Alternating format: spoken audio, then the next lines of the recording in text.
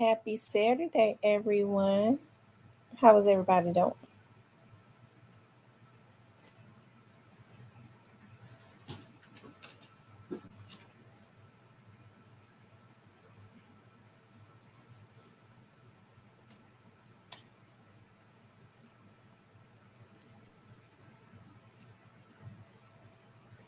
I'm gonna let y'all start getting notifications. Y'all, I'm still taking out braids. Ain't that something? I was like, rather than be bored, let me get on here. And y'all can keep me company while I'm taking these last little braids out. It's so tedious. It really is. It is so tedious. And I always cut down low because I don't want to cut my hair.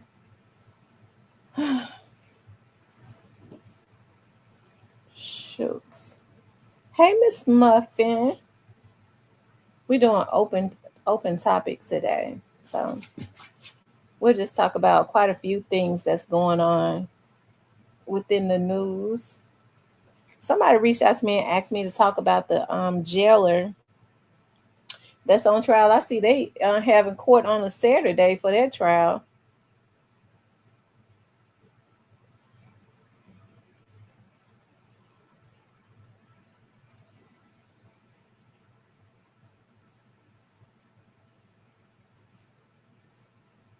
I'm gonna let everybody start getting the notifications while I take these braids out. I know I came on kind of early. I'll be on a couple hours. I was thinking about it. I was like, I want to roast, but I'll take it out tonight. I'm gonna have to wait till tomorrow because normally I take my food out early so that it can unthaw. I didn't do that, so I'll take it out so that it can unthaw and be ready for Sunday dinner. I think I'll do roast and green beans tomorrow. I got so many cans of green beans, I need to cook them up. Hey, Tyranny. What's going on, Tyranny? Tyranny Lachey. I just gave you a middle name, girl. I just made up a middle name for you. It's 10 people in here. Yeah, I've been all out with my hair looking like Aquanisha and all that good stuff. And we're just waiting for more people to get their notification and start coming in. And we'll talk about some of the things that's in the news. Um, it's a lot of stuff that's really been going on. It's a lot of stuff that's been going on, and you know, it's a lot. It's a lot of things that I'm really sensitive to. So I stay away from it until I'm okay to talk about. Okay with talking about it. Um, there was a baby that was left in a bus, and so a daycare that has happened quite a bit. Not as of lately, but in the past in the Memphis area.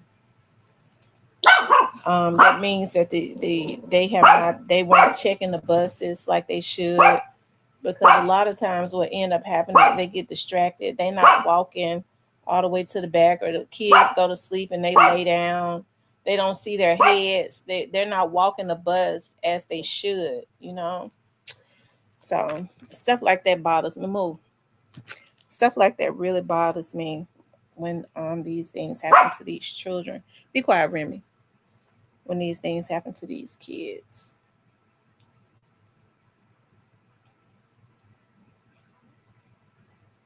Hmm.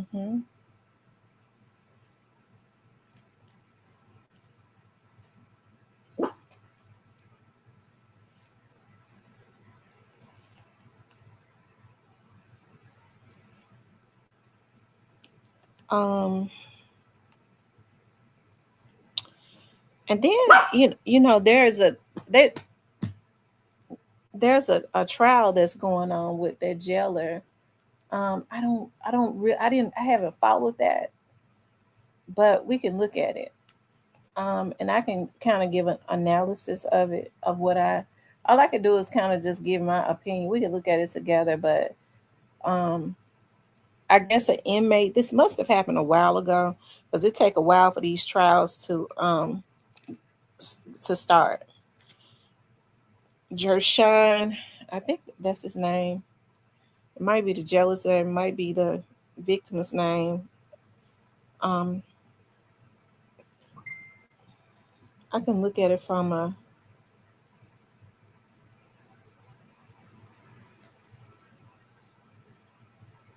standpoint.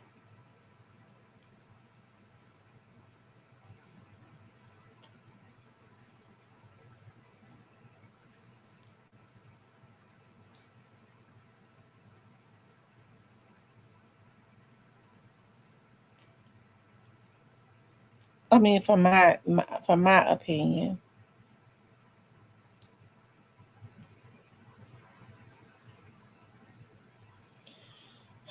Anyways, y'all, it is so hot outside.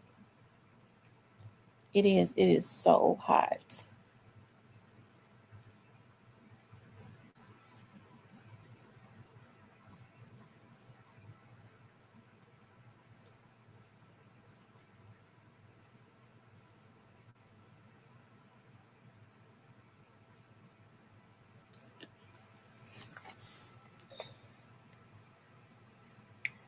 Hold on, let me see.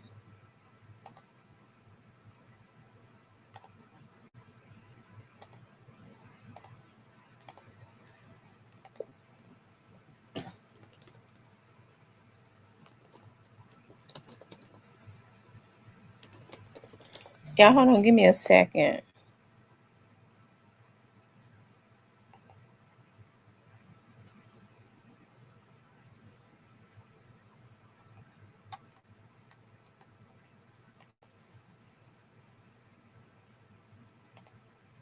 I just kind of want to look at it because I can't remember a whole lot about it.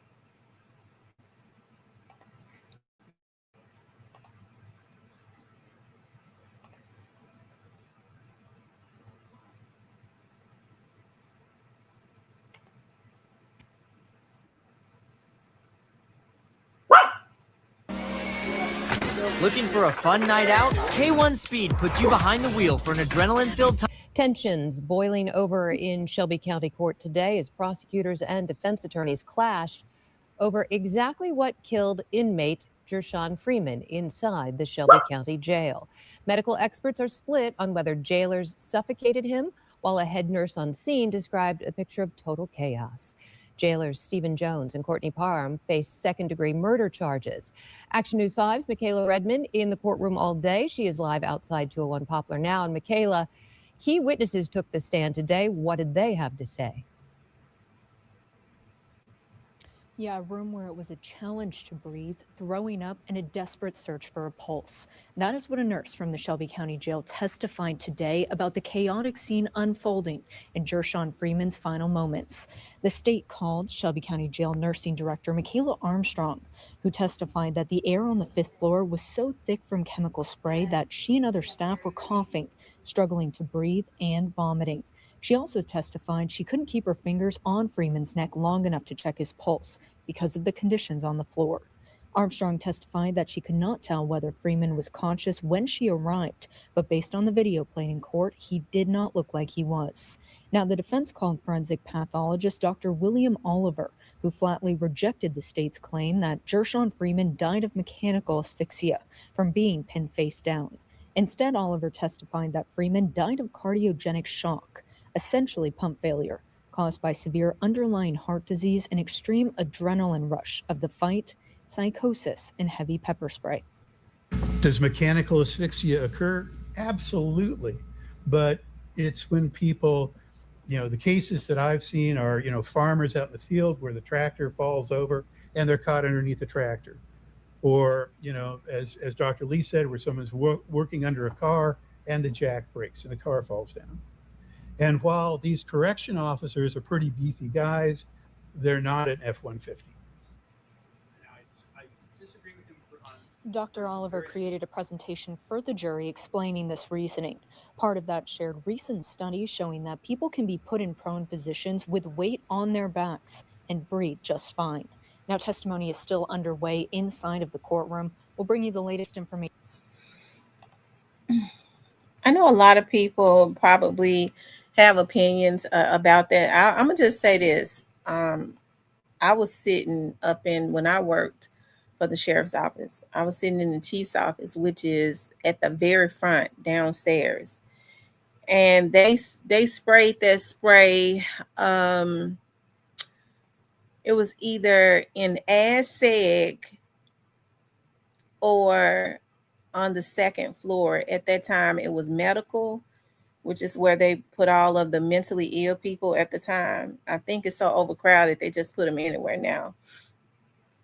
And I started coughing uncontrollably, and it started choking me.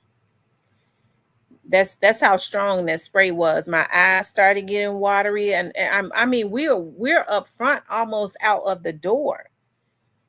So it travels. It is very strong, and I don't know.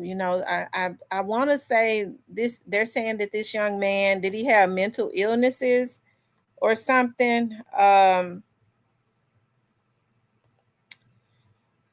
I don't really know enough.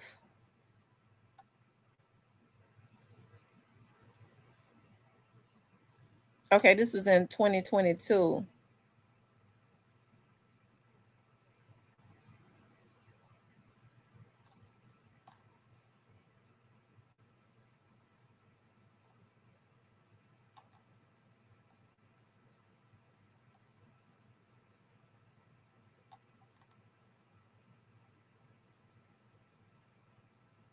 Okay.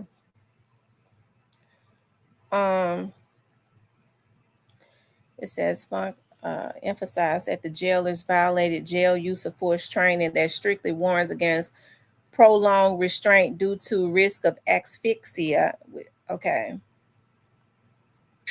Medical testimony is expected to be a key battleground in the trial. Shelby County Medical Examiner Dr. Marco Ross autopsy attributed the death to a physical altercation and subdual exacerbating a severe underlying heart condition.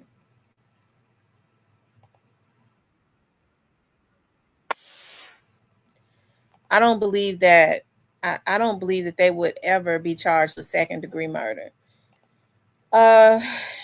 If they do that, I don't think that they will. Second degree murder.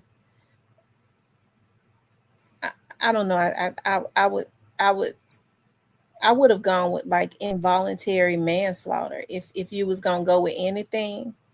But you hear a doctor saying that he was not suffocated. The medical examiner says that he didn't die from suffocation, as the state is trying to say. Second degree murder, I think, is overcharge. When you have someone, and even if they have mental illnesses or whatever, and you have to subdue them, I don't know. Things happen. I'm not saying it should have happened, but I don't know enough about it. But I know everybody wants to always blame the police and the correction officers. And although I believe that a lot of those times that the force can be excessive, there have been times when the force is excessive. Just like with Tyree Nichols, that was excessive, cruel in nature, evil, all of those things. That's definitely excessive. Hey, Imperfect Angel, but this, I think, is an overcharge. So they probably will be found not guilty. If they are found guilty, I can see them getting an appeal quickly. And then they'll get and be back there, and then they'll get the charges dropped down to something else. But involuntary manslaughter, if anything, because I don't think they tried to kill him. They probably would have got something on that. But second degree murder, I think it may be hard to get a jury to charge them with second degree.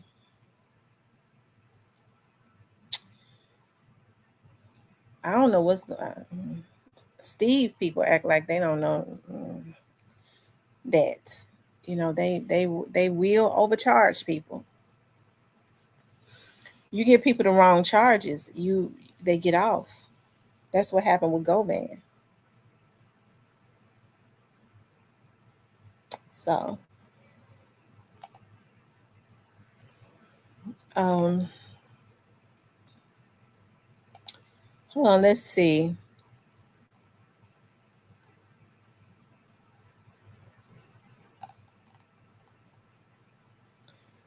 Jershon Freeman.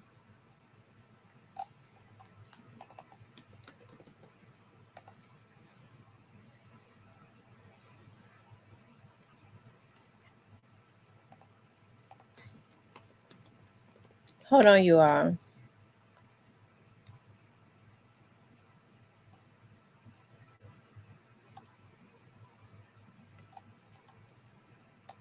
Let me see if I can find the incident in jail that happened.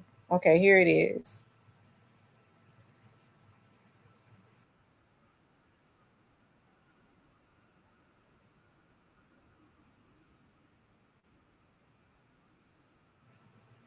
Particularly the coronary artery disease. Fourth, you have the left ventricular hypertrophy of the heart. Yes. And please correct me if I say anything incorrectly. What is that? That is an enlargement of the heart muscle, the left ventricle muscle of the heart. This is also a good policy, basically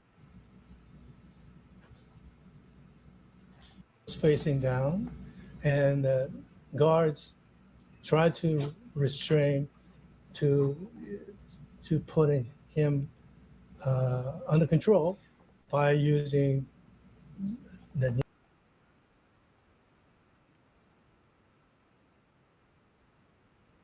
Hold on, you all.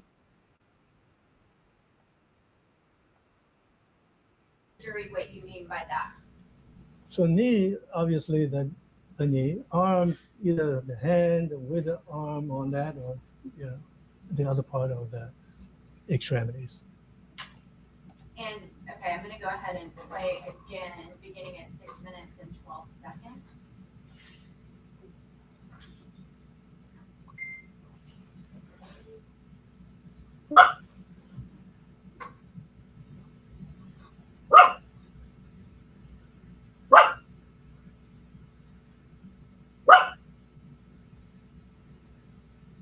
Pausing right here at 6 minutes and 31 seconds. Can you tell the jury if you're seeing anything here that is causing you concern regarding mechanical asphyxiation? So again, maybe a knee, maybe an arm on the back of the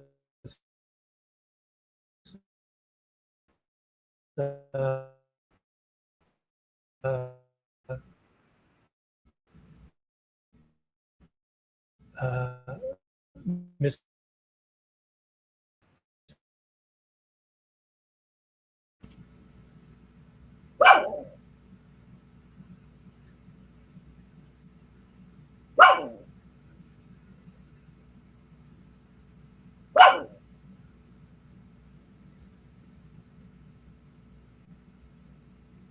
Again, I'm stopping at 7 minutes and 3 seconds. Are you seeing anything up to that point that causes you concern regarding mechanical asphyxiation? So at that point, Miss Freeman is still moving and trying to fight and still alive. You testified before that you were concerned about it being the beginning of a process. What does that mean? Beginning of process meaning, dying process, you mean. It's not there yet. It is still alive and still struggle and still trying to fight. Starting again at 7 minutes and 3 seconds.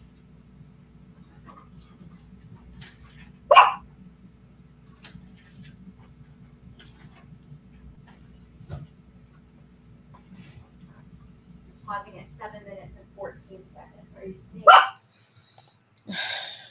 Um, if he was naked, he probably has some mental illnesses going on. I don't know, but I'm guessing. Um, okay, let's keep going.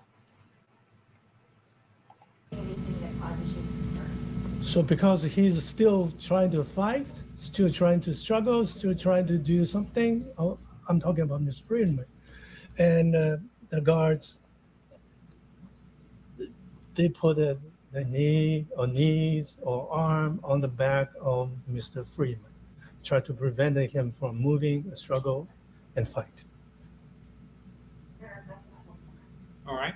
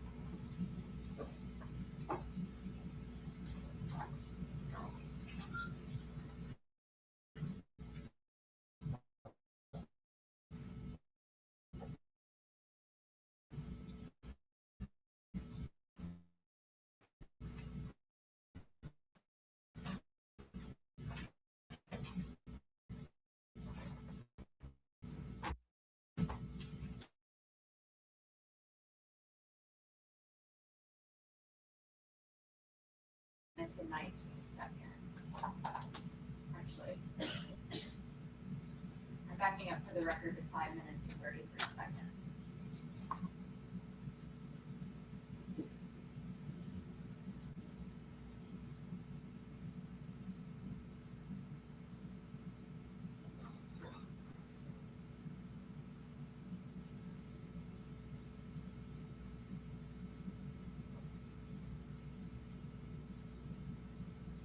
Right. So can you see that Mr. Freeman has been handcuffed or is in the process of being handcuffed? Yes. And now he is handcuffed. After Please don't leave. Yes, Your Honor. I lost where Your Honor was. No, that's fine. Negligence, because here's the thing. I don't think the intention. I don't think they intended to kill him. I did see one of the officers once he started trying to resist. He did get in the middle of his back, put his knee on him. They probably didn't know what type of heart he already had heart issues and stuff like that.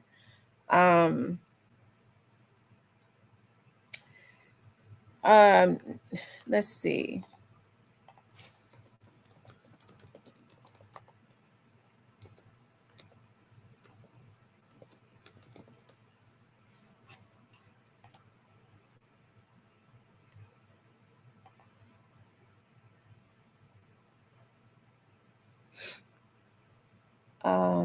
Negligent homicide. It really shouldn't be. It should be manslaughter, really.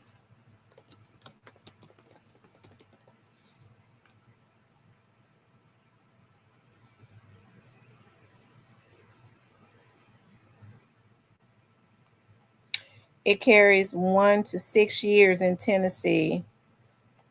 And let's see. involuntary.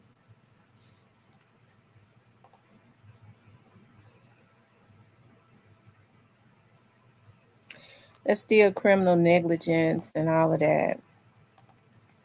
Because we just had a case recently, a case I actually worked, where a guy ended up pleading out.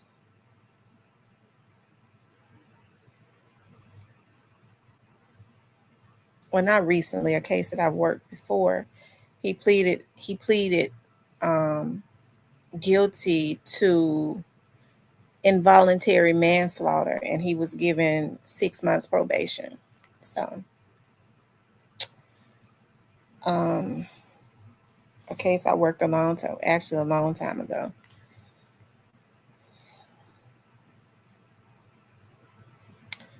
Then they put stipulations on how you killed: manslaughter, involuntary, first degree, second degree, when it's all killing.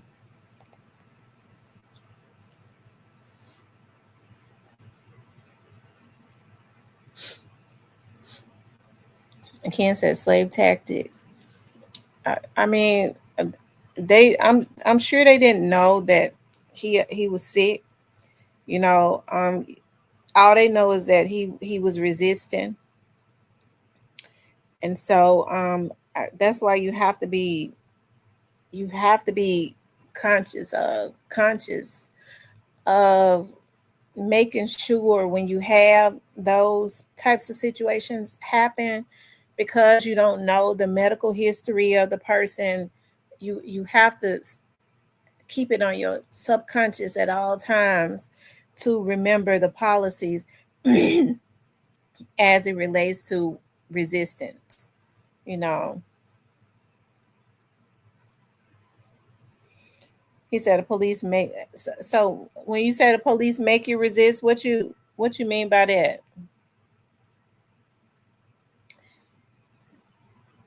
When you say the police make you resist?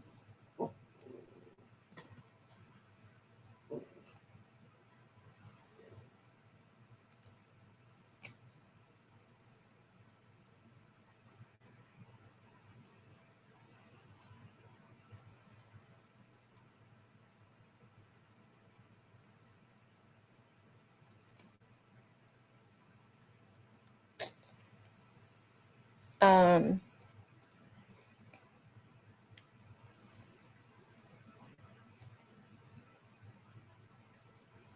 they being you, fold you up. Chicken want your arms. Human nature makes you fight back because it hurts. Well, yeah, that's true. I can agree. You know,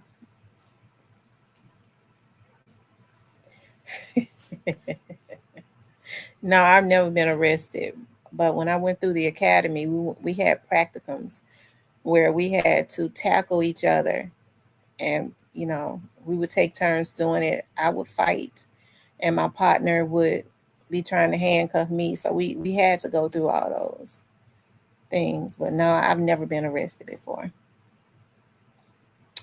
Thank God. Thank you, Holy Ghost. I've never been arrested.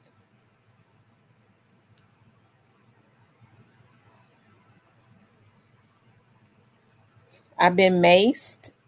I've been maced before. I've been gassed. When we were in the academy, we were maced. They got that on camera. We was maced. And it seemed like after that mace does something to your breathing for real. It does. Like they sprayed us in our eyes, and it was terrible. We had to walk through a gas house. And I mean, it for the rest of the night, like we were messed up. I know I was. I think that's the reason why I think that really messed with my breathing. Because before that, I had never had asthma. When I went through the academy, when I was going getting all those tests, especially after they maced me with that spray and we had to walk through a gas house, it was so bad. Like we had to walk through it's in the back of the range at the academy. We had to walk through a gas house. They made us hold hands so that nobody would break loose and run. We had to hold hands and walk through a gas house. which was terrible.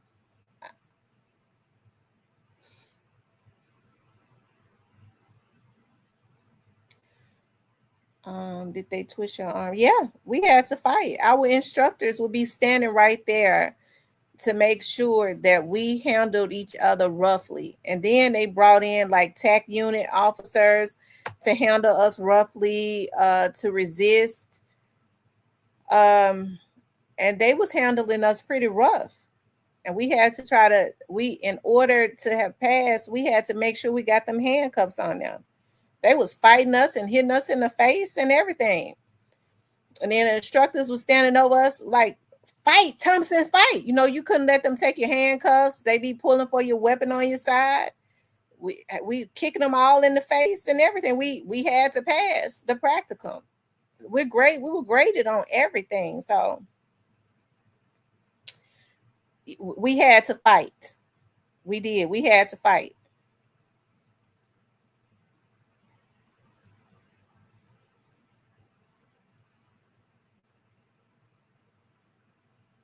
Yeah.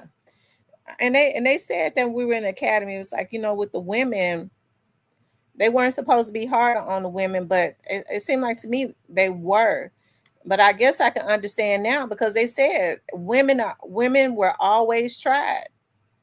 Women were always tried, especially if they pulled up on the scene by themselves. They tried them always. So, yeah.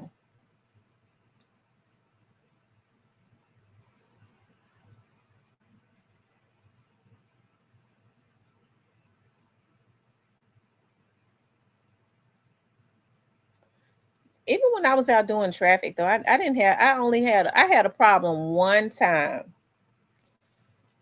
The first time I started riding by myself, and I was I had a ward, and I was assigned to North Memphis,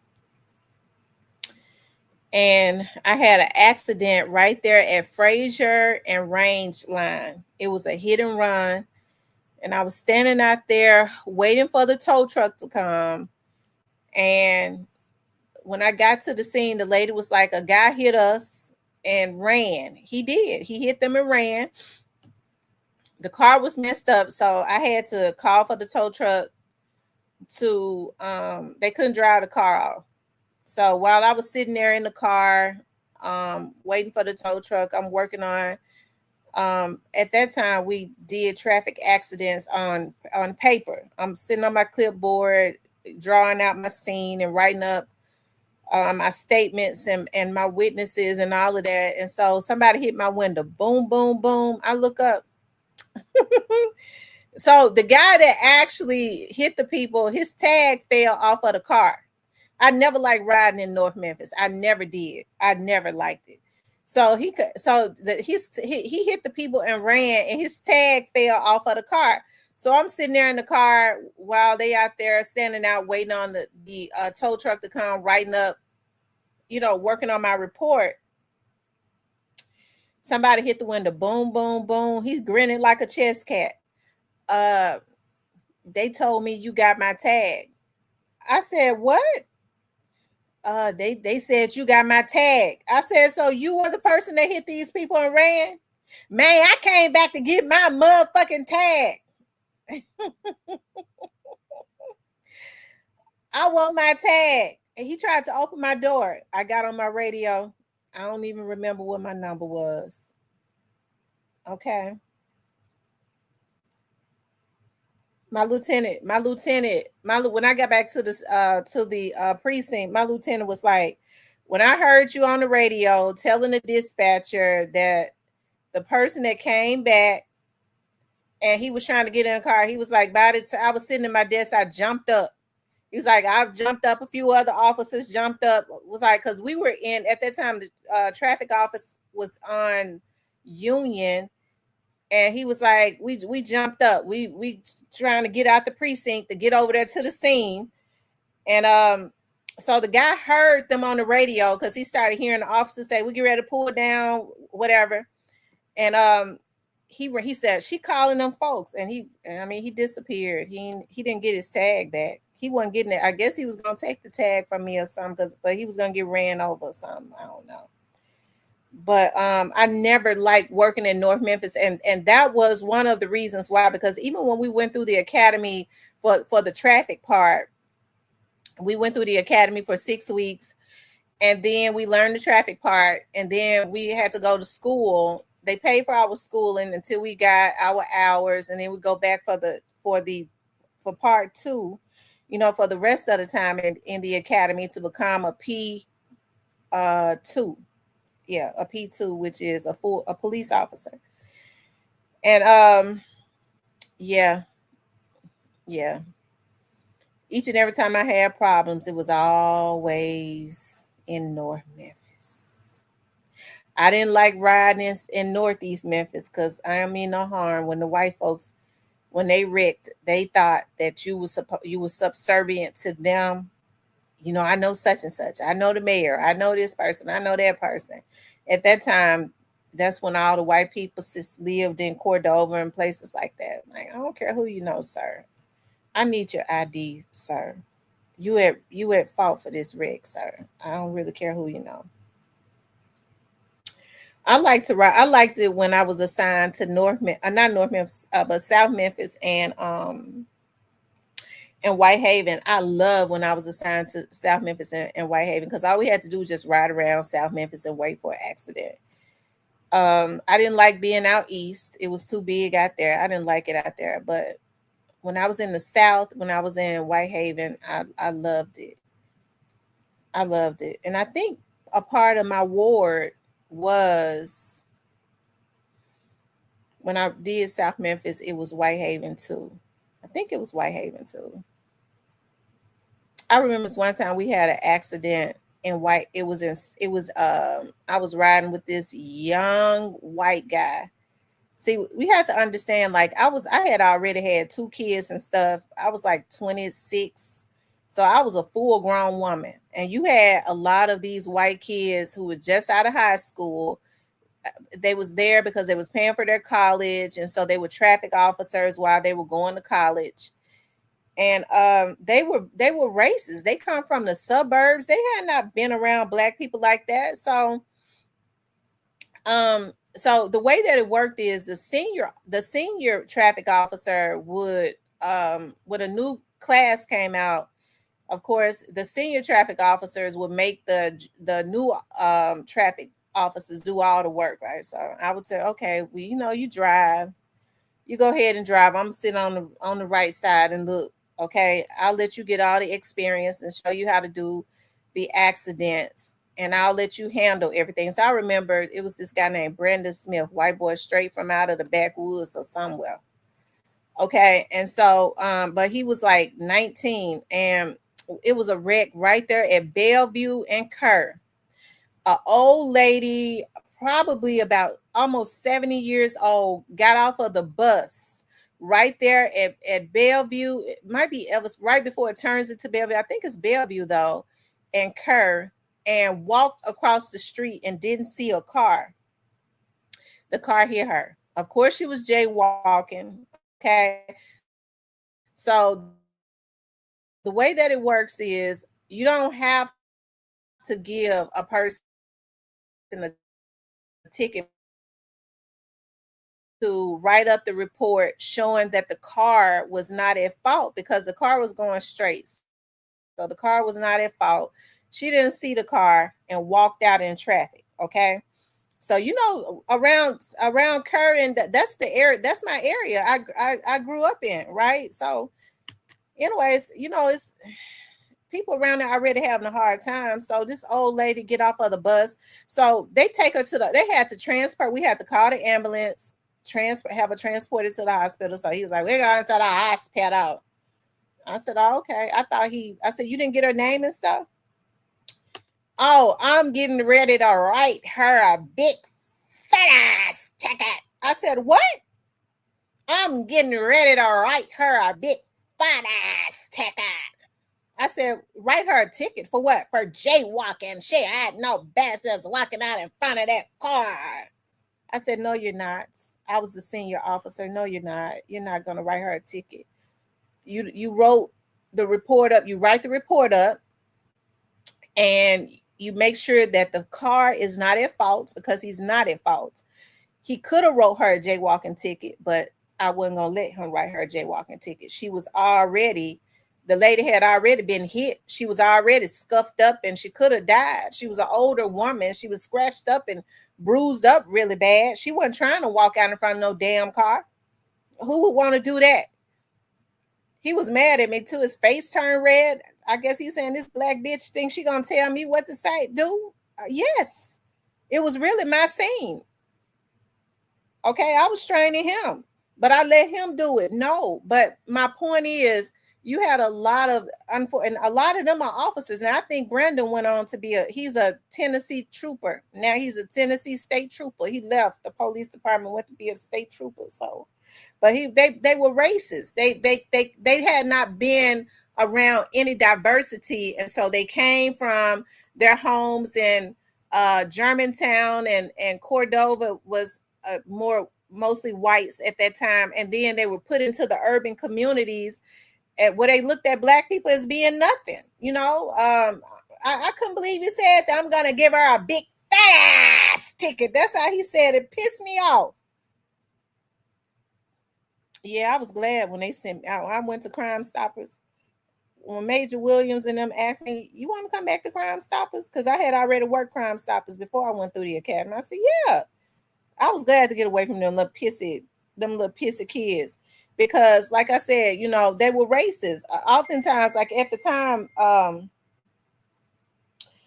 that time we had Inspector Bobby Todd. He had to come in there one day, and when we were in roll call, and he went off on a couple of those little dudes, because one of them was caught saying, another black PST had caught one saying, I can't wait until I go through the academy. I want them to put me in South Memphis so that I can arrest all the black dudes that I see with a white girl. I mean, can you imagine? I mean, a lot of them are on the department now. A lot of them are on the department. But at the same time, even when you have racist ones that's on, because they shouldn't be on the department. But when you have racist ones that are on the department, you still don't need to make it worse, because you can't win. Like if they pull you over, they ask for your ID. Give them your ID. Don't give them a reason. Show them your ID. Don't give them a reason to take you to jail. If your ID is out, expired or whatever, let them know I'm riding dirty. Okay, go to jail and get out. You go to jail, all you're gonna do is be processed and get out the next day. So why have a bad day, right? Or you want to show out, because once you start getting smart with them, it's over. If you ain't got to let them search your car. If they ask you, can I search your car? Say no. Say no. If you don't want them to search your car, okay, this what I got probable. If they say I got probable cause and then it's illegal, just get out and let them illegally do it. And then when you go to court, it'll be thrown out because it was an illegal search. But people don't know how to be proactive. They too damn stupid to do that. Man, I'm a black man. They want to be raw. Now what you've done is you done got yourself a resistance charge. You took the situation where you had the advantage because you're so damn dumb, and gave the advantage to the police officer because he got you on camera resisting instead of it being on camera, him doing the damn illegal search. Okay.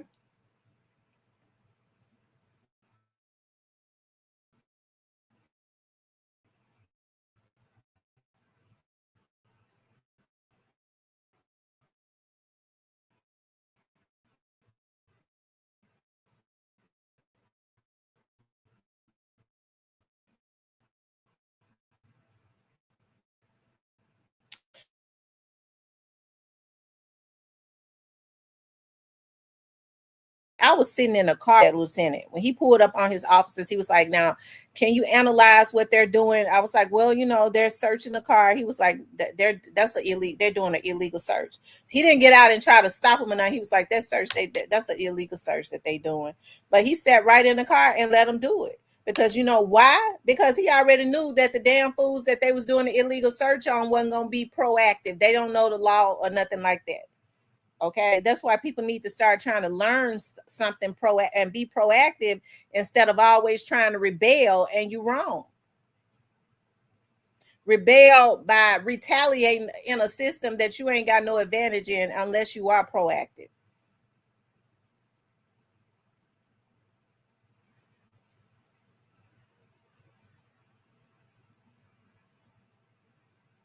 Right, because when I was out there,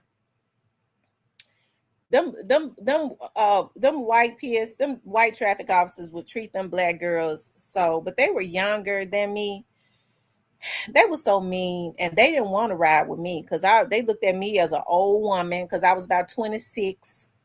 You think I'm gonna let some piss ass white boy talk to me crazy and turn on the air and freeze you? Because they like for that car to be real cold. So my lieutenant started letting me ride by myself because I got in roll call one day and bust them out. Okay, they wouldn't stop and let the girl. I'm talking about the black woman. So the lieutenant, he kind of felt bad because for some reason he wanted to cater to them white boys for real, and so he was a black ass motherfucker. Let me just say that. Excuse my French. I liked him a little bit, but I saw that he wanted to go overboard to make it seem like he was not a racist person instead of putting them white boys in their place.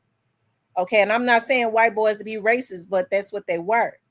And so, anyways, they was mean to them black girls. They didn't like to ride with me because I would go off on them. If the air was cold, I was to cut that air down. I'm not gonna ride in a car where you got the air down to 40.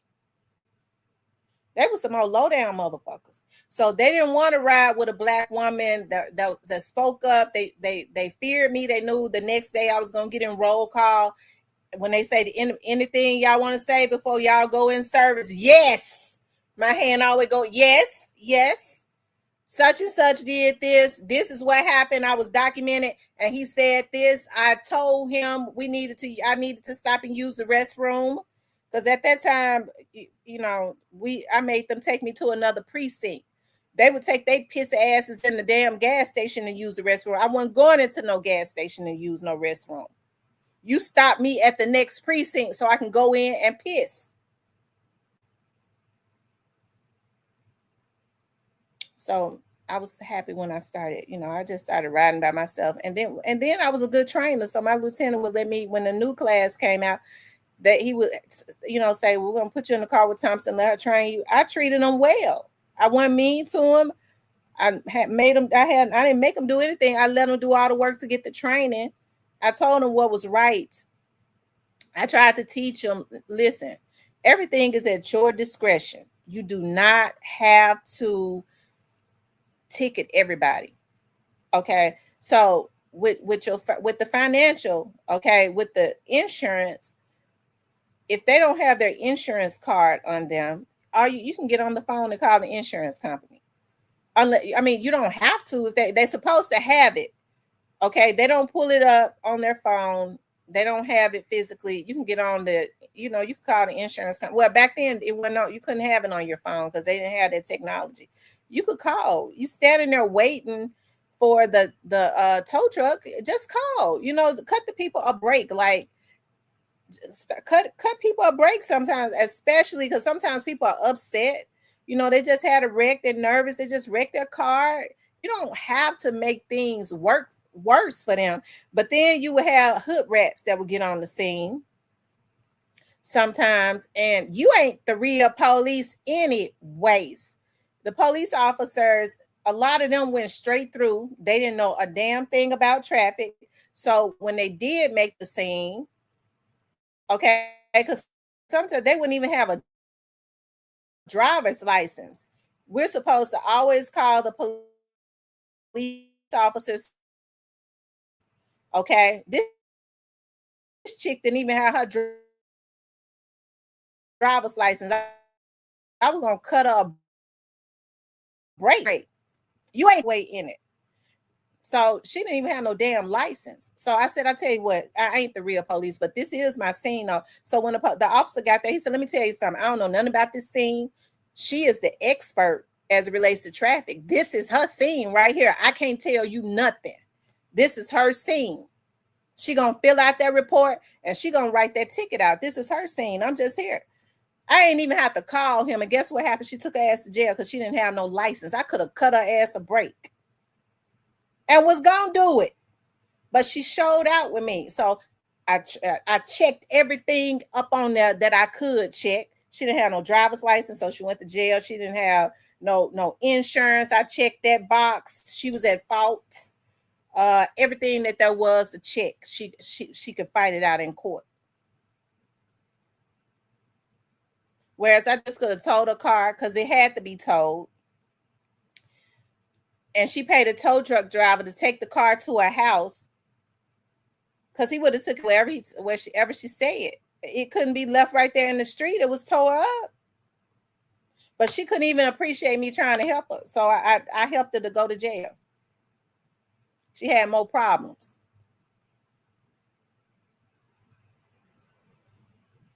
He said my cousin got a ticket and then they towed his car in California. And California charged him by the hour that his car was in the tow yard. The tow truck drivers would take their cars wherever they wanted them to take them. If they didn't have any money for them, they would have to pay them. If they didn't have no money, it went to the tow. It went to the tow truck yard. It went to the wherever, to the yard, tow yard. You're gonna be riding without a driver's license, then you're gonna be driving real crazy and have a wreck, and then you want to show out with the person that could help you. So I did help her. I helped her to go to jail. Maybe that's what she needed to calm down, okay? And her car still got towed. It went on to the yard.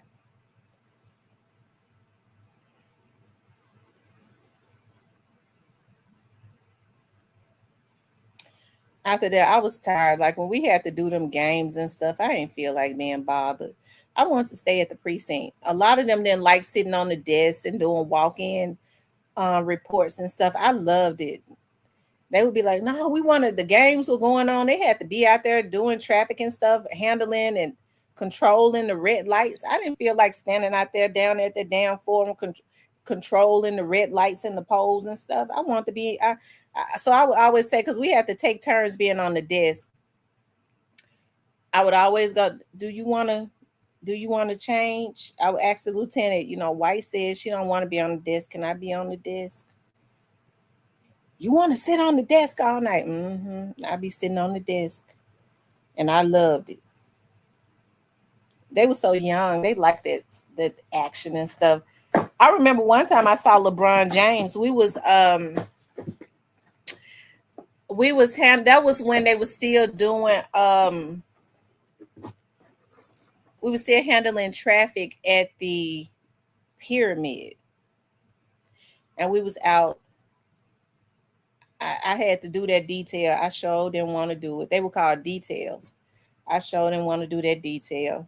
And so what we had to do, me and I believe her name was Bennett. I think she's an officer at the South Precinct now. What we had to do was we stopped traffic to let all of the NBA players out. They came out. Look, LeBron was in the car with another guy. And I'll never forget, they went towards the river. They went towards the downtown. They went towards the river zone. A lot of them lived on the river and still do.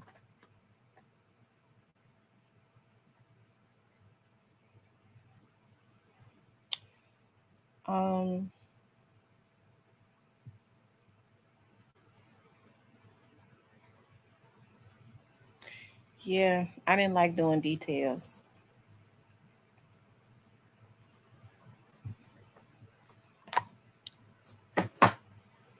So when they asked me, well, do you want to go back to Crime Stoppers? I was like, yes. I was so happy. It was no longer like I was off on weekends. I was 8 to 4. And then we had just a cool major. Like Major Williams was just super cool. So all we did was take tips and do payouts. The first week of every month, we would go over to the coax and do payouts for tips.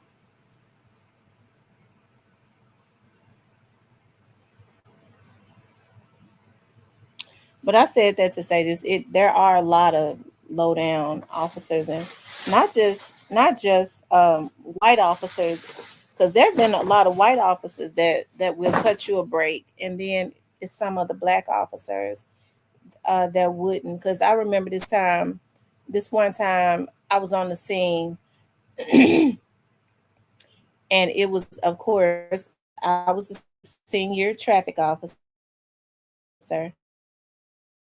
and this police officer was and it was a white PST that was riding with me. He was a junior traffic officer. That black man, he was a police officer. He would not address me. He talked strictly to that white guy. He was trying to talk strictly to the white guy. And when I was trying to, because he called us to the scene because it was traffic. He didn't know how to write up the traffic report with his dumb ass. Okay. And I was trying to get an understanding. He did not want to address me. And that's another thing in fields like that, where it's male dominated. There are a lot of men that think that they are in authority. They are chauvinists. They have issues with women.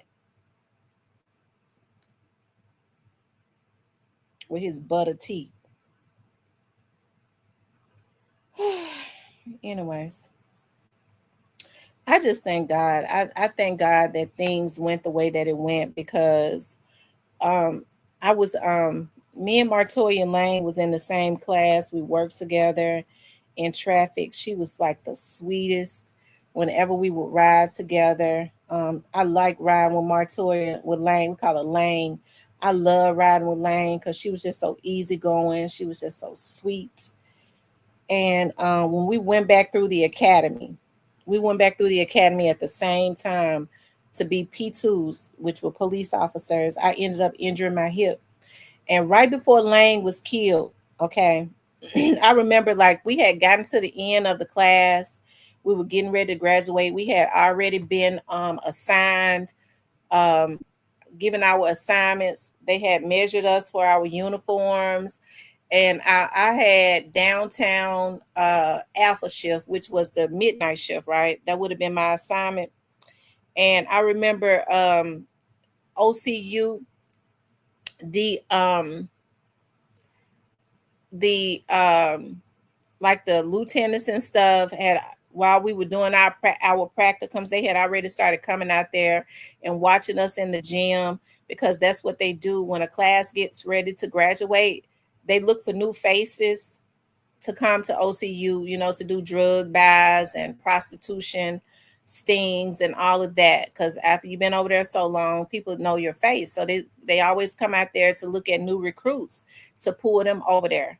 So it's funny because I remember they were saying that they would, one of the lieutenants that I had worked in felony response with was over there. It's like, we're going to pull it, Thompson, we're going to pull you over there to OCU. And I ended up injuring my hip. I had to leave. I only had 5 weeks left before I graduated. And we were doing nothing but exercising, trying to get over the wall and all of that. And I climbed the wall and came down wrong and injured my hip or whatever. And I just feel like God pulled me away from that. But anyways, Martoya Lane ended up going to organized crime unit. And they did a sting. And Martoya had 4 little girls. They ended up doing a drug sting. And they broke into the house. And Martoya Lane was shot in the shoulder. She had on her vest, but she was shot in the shoulder. And the bullet traveled. And she was killed. And my friend, to this very day, he spoke about this yesterday. He said, you know what's so weird? You and her were in the same class. He said, have you seen the one of the yearbooks? He said, what's so weird is they got your picture. They mix y'all up. They got your picture and her name up under your picture. He said he said, how creepy is that? They got your picture and her name. I said, I always feel like God just pulled me from there because I was supposed to go to organized crime unit and work undercover. Would that have been me? You know? So I be thinking about that a lot. I hate that it was her because she was like, I'm glad that it wasn't me because I had 2 little girls too. But God does everything for a reason, everything. Right before she was killed, she was working a part-time job at that time at Walmart in Whitehaven. And so she was working part-time. That's when they had police officers working in Walmart. And I saw her in the electronic area and I was talking to her. And so she was like, Thompson, you need to be glad you didn't go back through because you ain't missed nothing. She was like, I be on a line every day looking for another job. She was disgusted with the police department, and it's so sad that she ended up getting killed in a line of duty. And she was so sweet. Let me show y'all how she looked.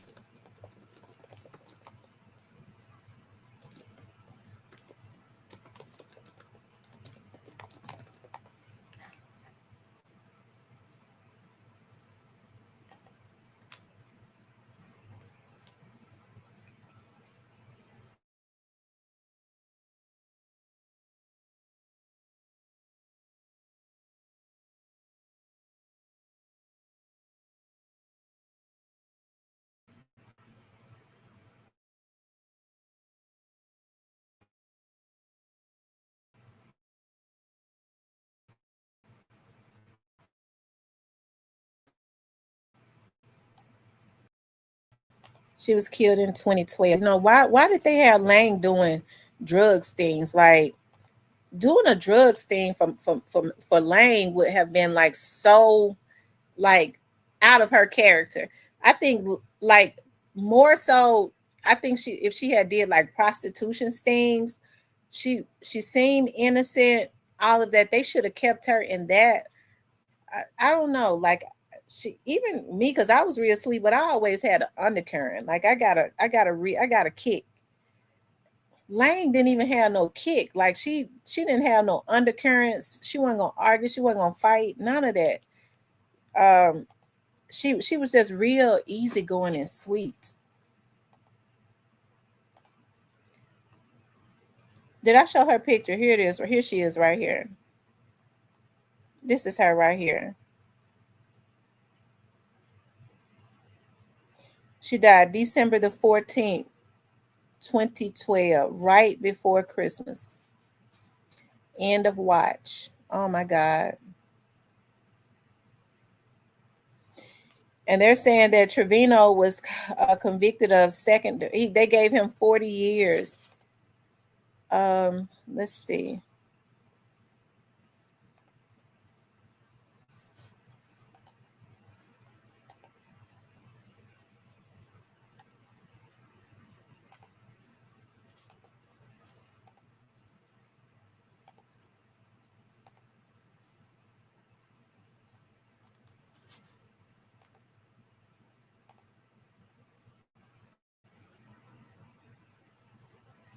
Hey, I'm Brian Reed. This is Chief with Best Care. Memphis summers are tough on air conditioners. A tune-up now keeps it running strong all season. Right now, our AC tune-up is just $79. Quick, thorough, and a straight answer when we're done. And remember, when it comes to your comfort, you deserve the best.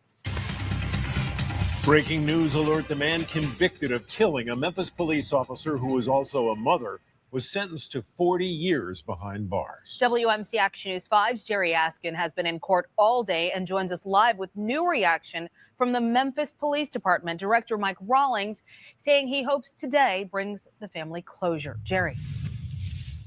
Yes, and defense lawyers say Trevino Campbell chose to apologize today to Martoya Lane's family. Trevino Campbell sat quietly in court today after learning he'll spend the next 40 years in prison. Now, today in court, you may imagine both families were emotional. Lane's family read statements as Campbell sat quietly, showing hardly no emotion. Campbell's family spoke too, saying he's not a bad person. We also saw Campbell's family praying outside the courtroom, and they were upset after hearing today's sentence. I feel like the real killer is in the building, not behind the door, not behind the bars. We're done. I don't have nothing else to say. We're going to appeal it, and he will have a fair trial. We're going to appeal it. Now, let me just say this. I got to be honest. There were some rumors that it was friendly fire. Let me just say this. I love Martoya. Rest in peace to her.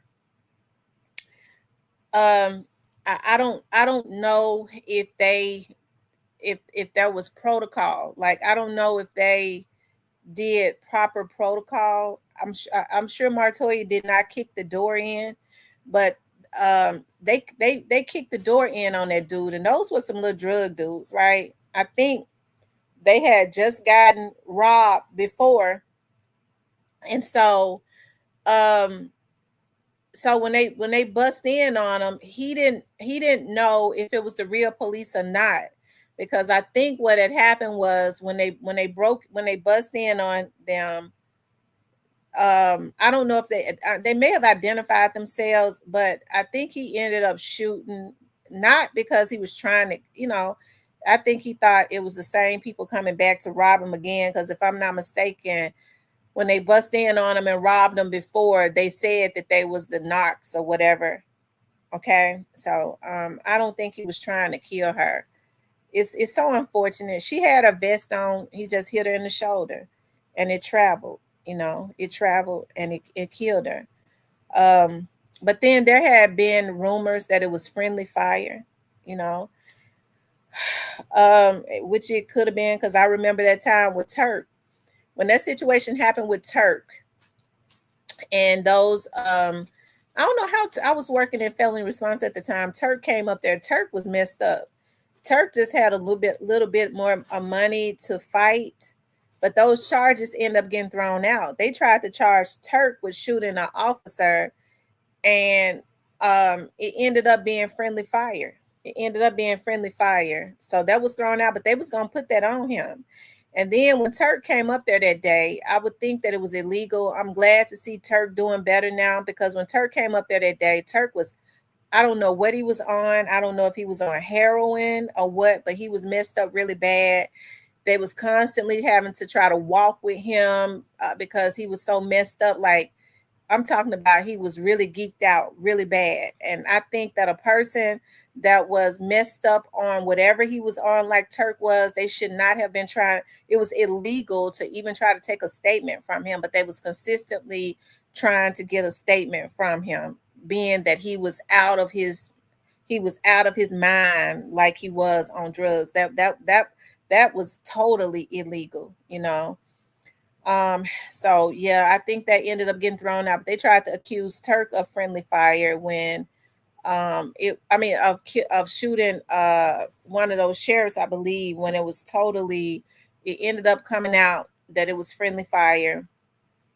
And according to some people, I think, and I started hearing around the PD that what Martoya could have possibly been friendly fire. They gave him 40 years. I don't think they should have given him 40 years. I don't think that they should have. I don't think that he was trying to kill her, although what they was doing was wrong. Selling drugs. They had been robbed twice. I do believe, I remember hearing that they had been robbed twice, and the dudes that came in on them said that they were the police. And so this time he pulled out a weapon and shot, and it just so happened to be the police for real. So it's just an unfortunate situation,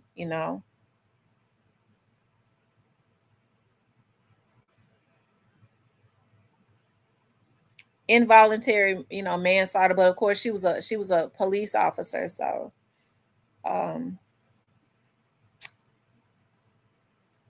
I don't think he should have got 40 years. I'm sorry to say it. Lord knows I hope I'm not being disloyal to Lang. Lord knows because Lang got 4 little girls and stuff. Well, they're grown now. I really hope that I'm not saying or sending the wrong message. But I don't think he should have got 40 years because I don't think that he wanted. I really do believe he thought that he was being robbed again. It don't change anything. It don't change the fact that they were selling drugs or whatever. They shouldn't have been selling drugs, but I don't think it should have been a 2nd-degree murder. I hope I'm not wrong, y'all. I really do hope I'm not being wrong when I say that, because I do feel like Lang was just a beautiful person, and it never should have happened to her. It should have never happened. I hate that it happened. But I have to be. I just don't. I don't think he was trying to kill her. It don't change the fact that he did kill her, possibly, because there was some rumors going around about some friendly fire. I don't know.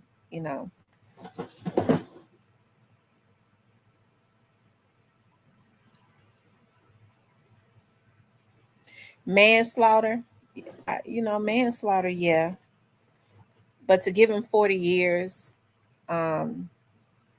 And I knew it was going to happen because at that time Obama, it made national, and Obama spoke about her, in a press conference, and having 4 little girls and dying in a line of fire. So they I don't know what y'all think. I don't know what y'all think. Tell me what y'all think. Not you, Cypress. Everybody else, because I know what you're gonna say. Because Lang was a beautiful person, and that never should have happened to her. It never should have happened to her. So what y'all think as it relates to that situation?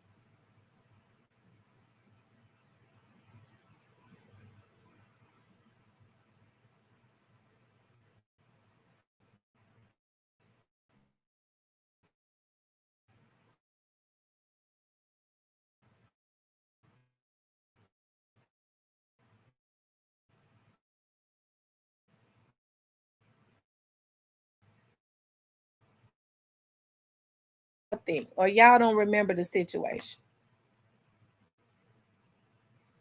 Yeah.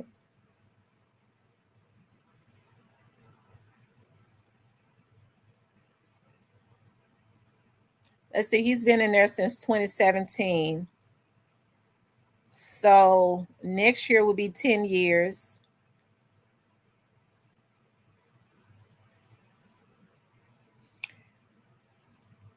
I think, involuntary manslaughter, or manslaughter. Let's see how many years manslaughter carries.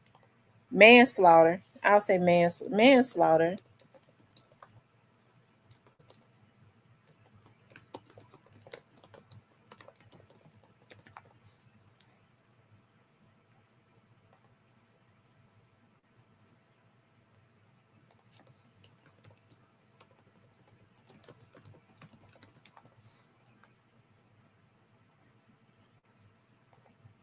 Okay, so even if they voluntary manslaughter is a class C felony. So if he got manslaughter, if he got voluntary manslaughter, that they could have given him the max of 15 years, right? I think that's sufficient. The max of 15 years, and make him serve all 15. And so I think that would have been sufficient for that.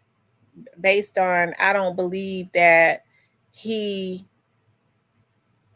I really do believe that he thought that, I'm not trying to make it easy for these little criminals, these drug dealing criminals, but I think right is right.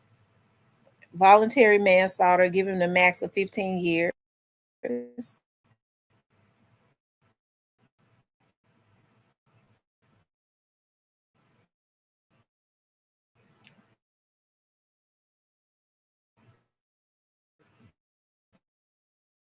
So thing. Y'all help me. It's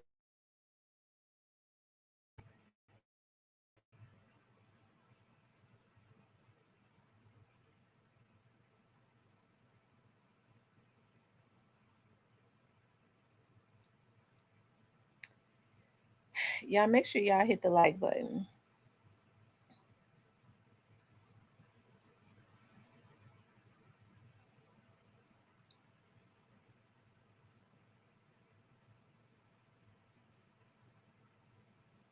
His name Trevino Campbell.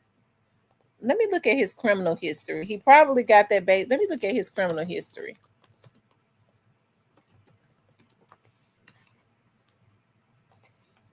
Was he a terror in the streets?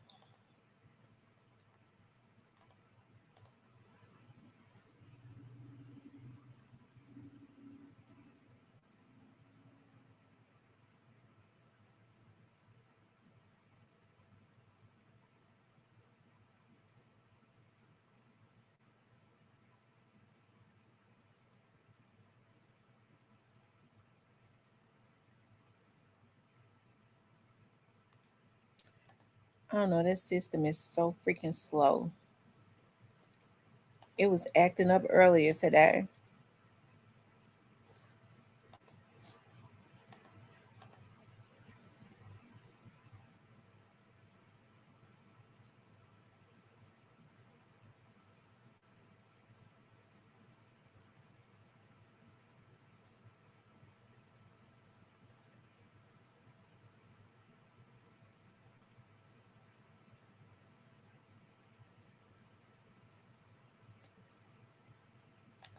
I think the system is down.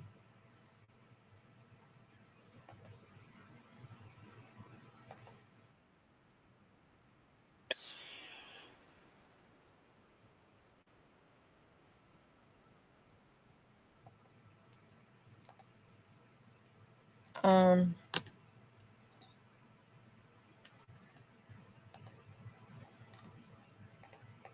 yeah, I think the portal is down.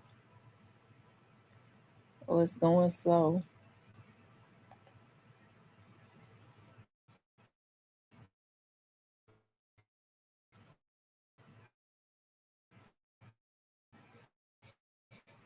Anyway, y'all, what else is going on? So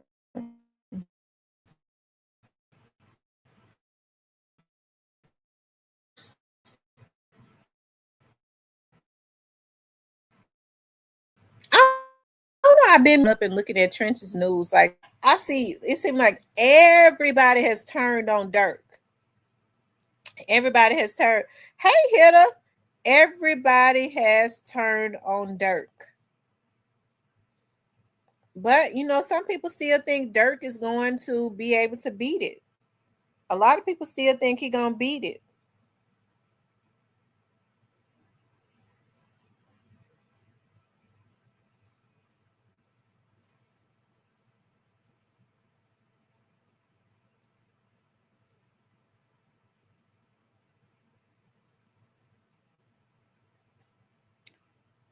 I guess because, you know, I guess they think he's gonna beat it because he beat the last charges, but I mean, he was able to blame everything on Vaughn. I don't think a lot of this stuff. I don't think he can blame on Vaughn now.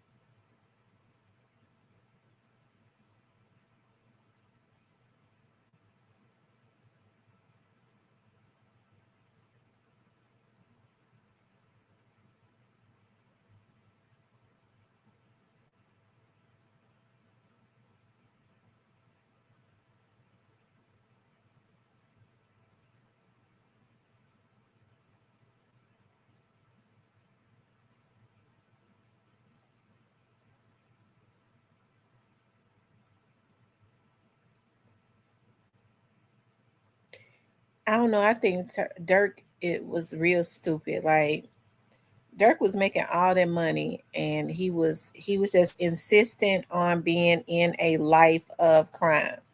I can't understand it for the life of me.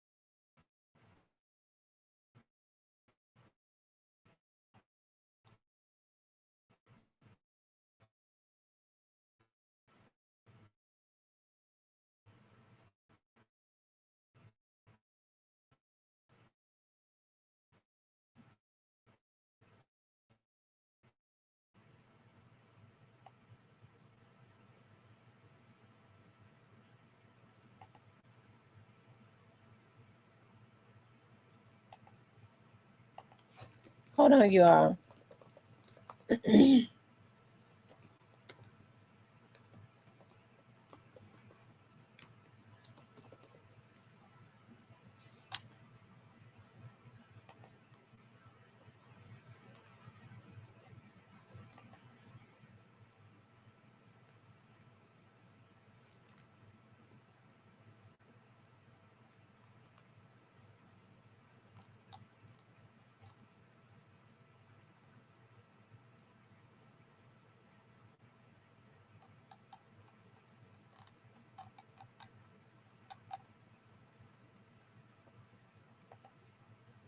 Hold on, you all.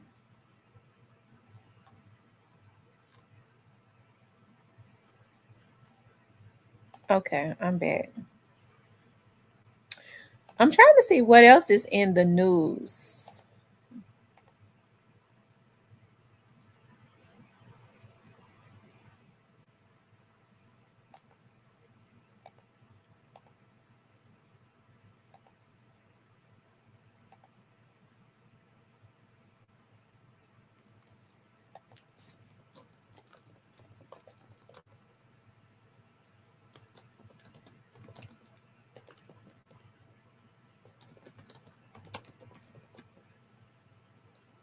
Hold on, you all.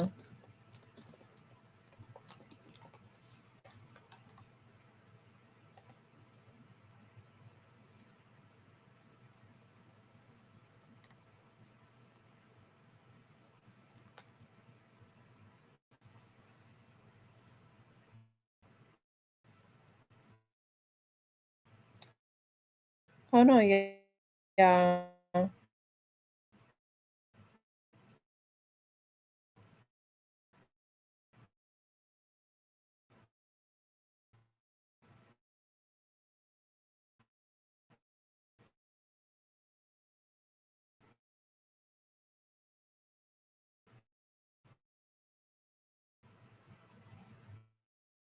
Yellow Beezy trial and stuff is going on. I haven't really been paying close attention to it, or it's getting ready to start. When does Hilda? When does Yellow Beezy's trial starts for the Mo3 stuff?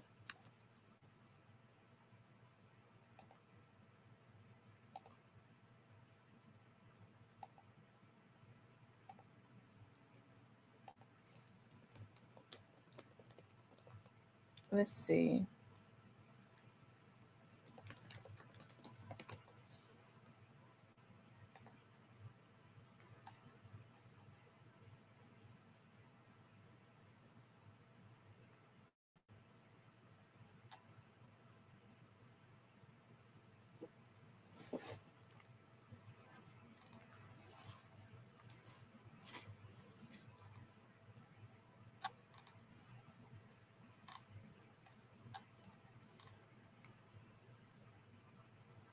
Yeah, make sure y'all hit the like button if y'all haven't.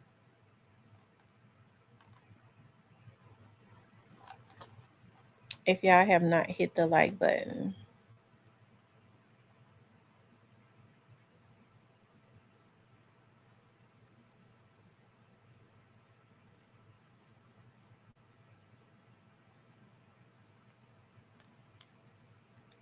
Hold on, you all. Okay, so his trial starts Monday after next. Okay, well, I got a feeling that trial is not, I think it's gonna go on for about a couple weeks. His trial may go on for a couple weeks. Do y'all think he's gonna be convicted?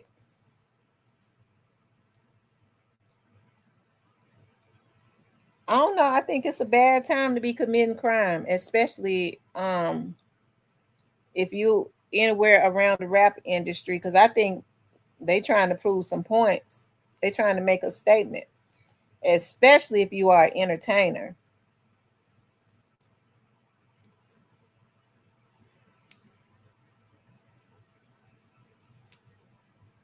Especially if you are an entertainer. So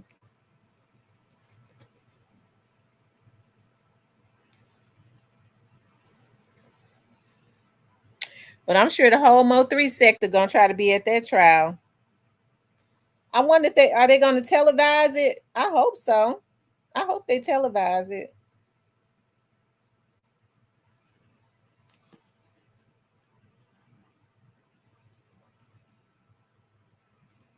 Because I would like to see. I kind of don't think Yellow is gonna get away with it. Well, I don't know if he did or not. I'll just say I kind of think that he probably gonna get convicted. Also, it's gonna be televised. Good.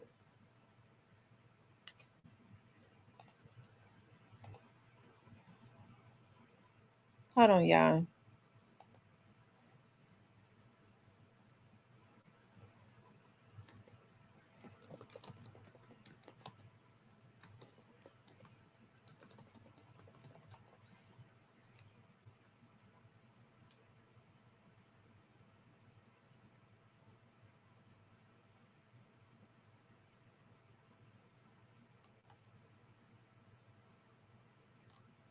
Hold on, y'all.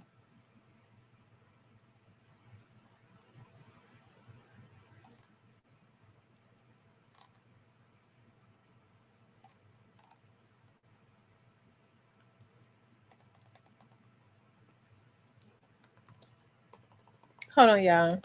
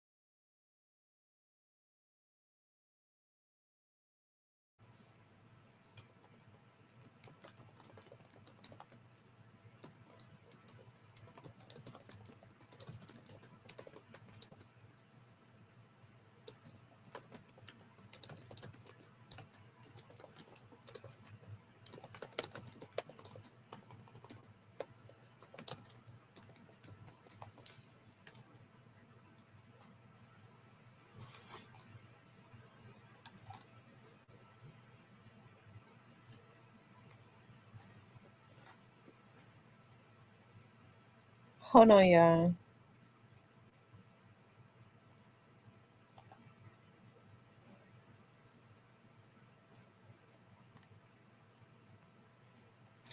Here it is right here. This is what I wanted to show y'all. This is what was very interesting. This is related to, they're saying related to Yella Beezy. Like that ass fat as fuck. Like, what? Do y'all see this? I'm gonna order every color. First, you hear the screams. Then moments later, you see the first responders. They're heading 2 doors down to this home where 27-year-old Lyric Backus and her 7-year-old son Deuce were found dead in the garage. It was just mayhem. Everybody out here crying, screaming. The cops was out here, they taped it off. Backus was a social media influencer. She had a clothing boutique and tens of thousands of followers. Family believes the pair died from carbon monoxide poisoning. Police are waiting on autopsies before confirming. Well, I have 5 or 6, 7 questions. What woman you know, what mom you know, okay, pulls up, okay, to her house, hit the garage door, okay, to be open, pulls in, put the car in park, okay, close the garage, okay, and decides, oh, I'm going to go to sleep. Now, the son is old enough to speak, okay, and I'm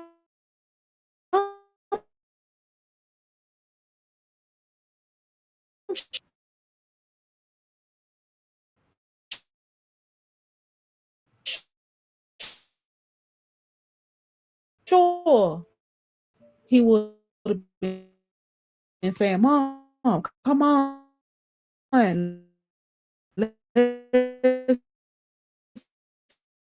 go.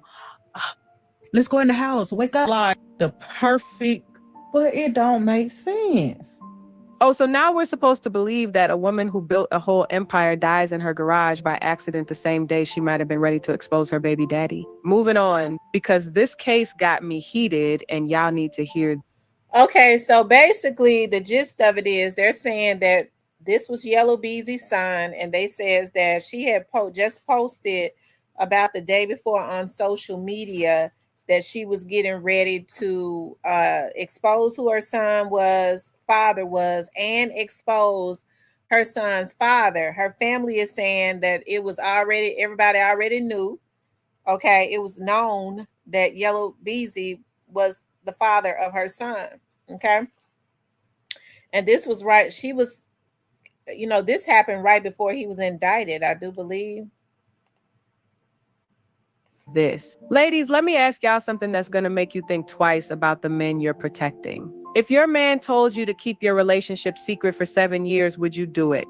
Because I'm about to tell you about a sister named Lyric Backus who did exactly that, and it got her and her 7-year-old son killed on her birthday. And the man she protected, he hasn't said a single word since they found her body. Not one. Y'all still think loyalty pays? You're watching Unheard Cries TV, where we talk about what happens when love turns lethal. We cover the cases they want you to forget. Domestic violence, relationship murders, and all the ways powerful men make women disappear when they become inconvenient. So this is somebody fine-ass mama that don't look like somebody fine-ass mama. Meet Lyric Backus, 27 years old, living in Seagoville, Texas, and absolutely killing the game. Now, when I say killing it, I don't mean she was just getting by or making ends meet.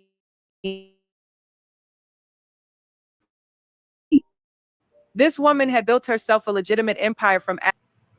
We play it and then we have to stop and then start it up again. Had figured out something that most people spend years trying to crack: how to turn your personal style into cold, hard cash. Every morning, this woman would wake up in that Seagoville house with the kind of energy that made other entrepreneurs jealous. She'd style herself in pieces from her own collection, snap photos that had her followers hitting that buy button faster than they could blink, and ship orders from coast to coast. But here's what made Lyric different from every other influencer out there chasing fame and followers. Her Instagram wasn't just pretty pictures. This woman had over 200,000 people hanging on her every word. And these weren't just casual followers scrolling past her content. These were customers. These were women who trusted Lyric's taste so much that when she said something was worth buying, they bought it. No questions asked. But girl, here's what made Lyric really special. She was doing all of this while raising a 7-year-old son, alone. And when I say alone, I mean alone. No baby daddy helping with school pickup. No man splitting the bills, no father figure showing up to birthday parties or parent-teacher conferences. Juice, that's what everyone called her little boy, was everything to Lyric. This kid wasn't just cute, he was magnetic. I don't know. Ken said she was scamming. Ken, how you know she was scamming? Y'all know we play it and we have to stop it so we don't get no. How you know she was scamming, Ken? Does the baby look like Yellow Beezy?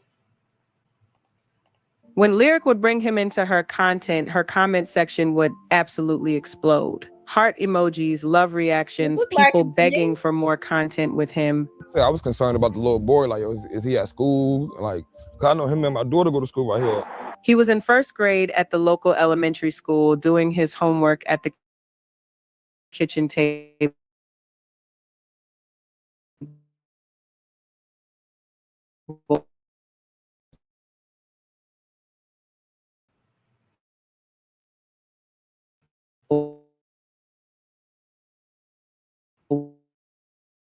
While mama worked on inventory,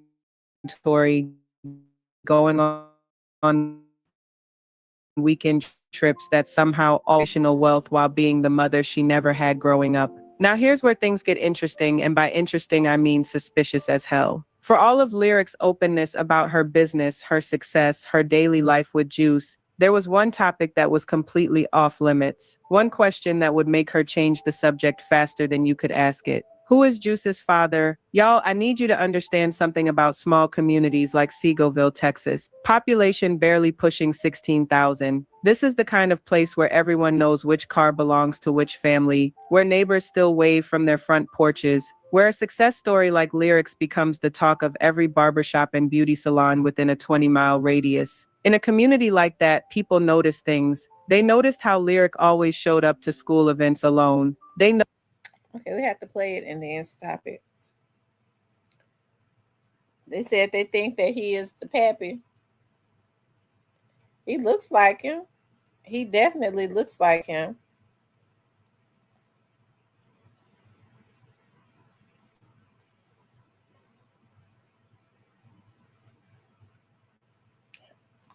Okay, let's see. Noticed that there were never any father figures in her holiday photos or birthday celebrations. They noticed that for 7 years, 7 whole years, not a single person could get this woman to say who had helped her make that beautiful little boy. And trust me, people tried. Comments asking about her dating life went unanswered. Questions about Juice's dad got quietly deleted. This wasn't accidental, this was calculated protection of her most vulnerable truth. But here's the thing about secrets in small communities.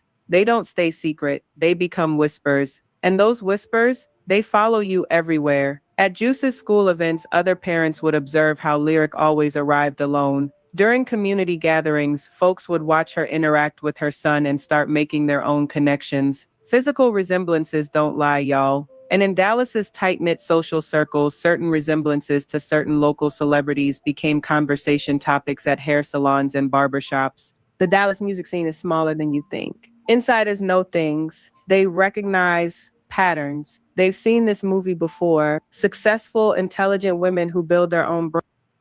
My thing is, if Yellow Beezy is not married, he's not married. So why would she need to hide who the baby daddy is?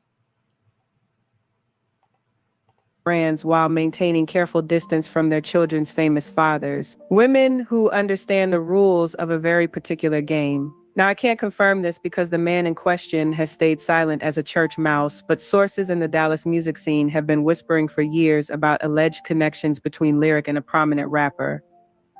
So listen, you guys, I just have something on my mind real quick, and I just need to get it off of my chest. So I'm on TikTok, okay, minding my business, being nosy.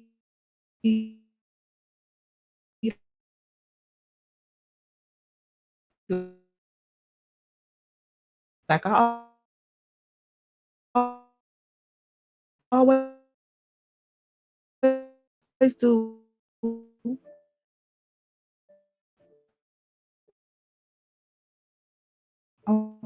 of, the little. So they was like, why you got Yellow Beezy name up there? He ain't have nothing to do with it. So I'm like, okay, all right. So they was talking about, yeah, because she passed away in the garage. Now, I do not want to say her name because I do not want her to be visiting me, trying to tell me what happened to her when I'm trying to handle my business, okay? So I'm like reading, they was like, yeah, she was in the garage and this, that, that, that. And I'm like, We're talking about someone with millions of followers, chart-topping hits, and everything to lose if certain truths came to light. This wasn't just any musician either. This was someone who commanded respect in the hip-hop community, sold out venues, had collaborations with major artists, the kind of person whose image was worth protecting at all costs. And for 7 years, Lyric apparently played by the rules. No public acknowledgement, no family photos, no father-son moments shared with the world. She built her empire, raised her son, and kept her mouth shut about the one thing everyone wanted to know. But here's what Lyric might not have realized. Sometimes the very arrangement that provides security becomes the foundation for your destruction. Because when you live in the shadows of someone else's life, it becomes easier for that someone to make you disappear entirely. February 9th, 2024 was approaching. Lyric's 28th birthday. She had every reason to celebrate. Her business was thriving.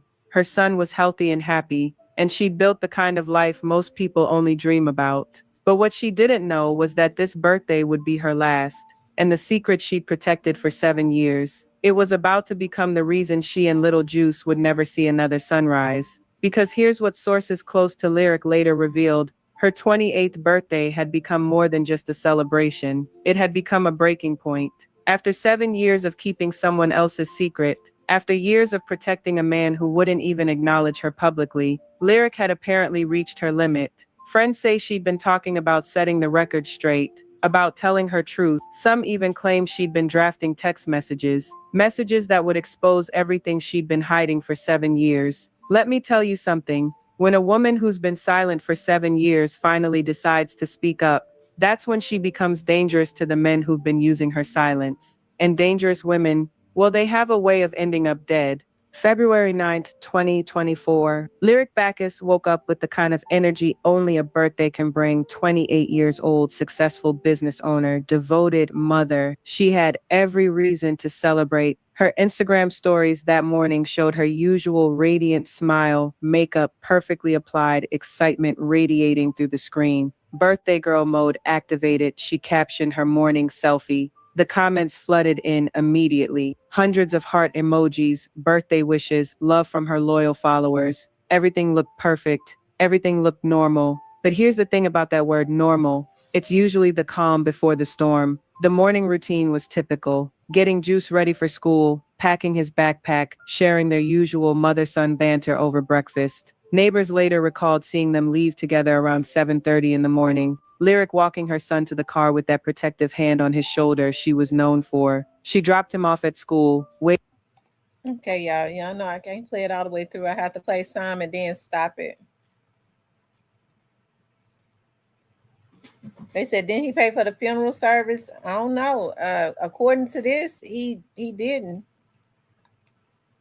I don't know though. I think the family said they had not heard anything. He didn't even acknowledge nothing. Waved goodbye through the window and went to handle some business errands. Just another day in the life she'd built from nothing, or so it seemed. By afternoon, Lyric had picked up Juice from school. Security footage from a nearby gas station would later show them stopping for snacks around 3:15. Juice grabbing his favorite chips while Lyric filled up the tank. They were laughing, completely normal, completely unaware that these would be their final moments of joy. They arrived home to their Seagoville house just after 4 in the afternoon. The same house where Lyric had built her empire, where Juice had learned to ride his bike, where birthday celebrations had happened before. But this time something was different. Whether those text messages she'd been drafting were actually sent on February 9th, we may never know. Because conveniently, Lyric's phone records from that day have never been made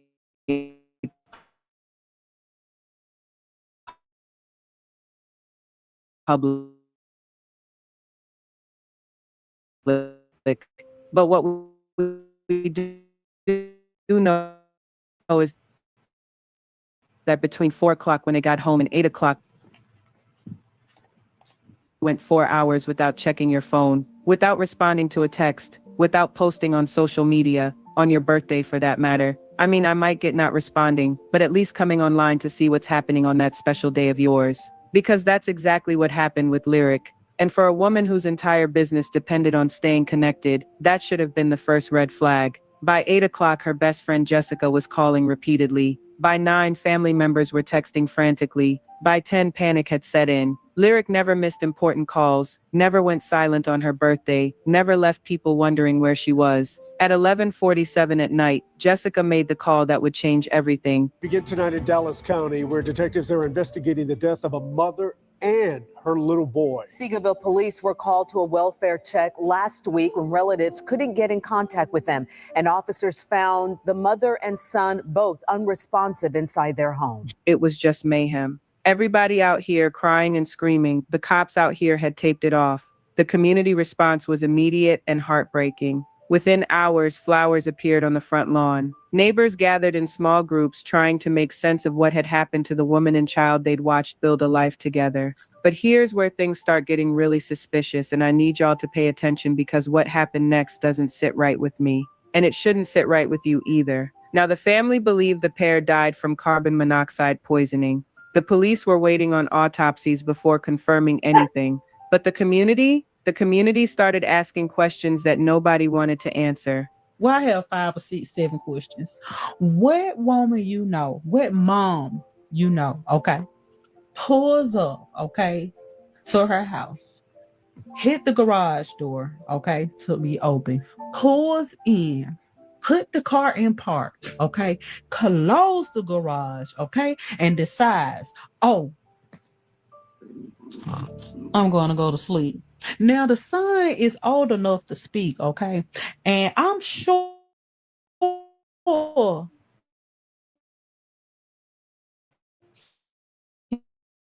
he would have been saying, Mom,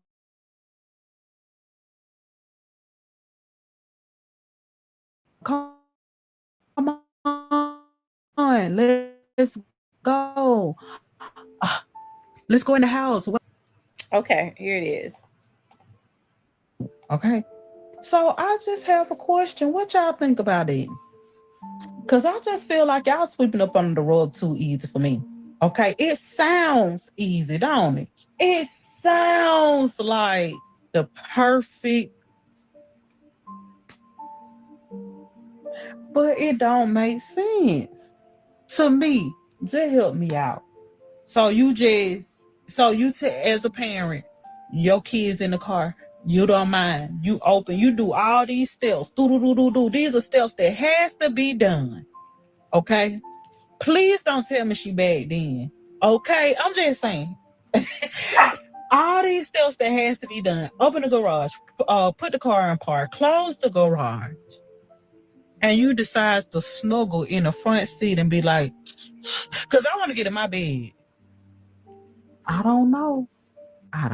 But you know what? The community wasn't the only one asking these questions. The police response was swift and decisive. Carbon monoxide poisoning, tragic accident, no foul play suspected. Hold up. Case closed already? Let me get this straight. A successful businesswoman and social media influencer dies under mysterious circumstances on her birthday, along with her child, and we're supposed to believe that's just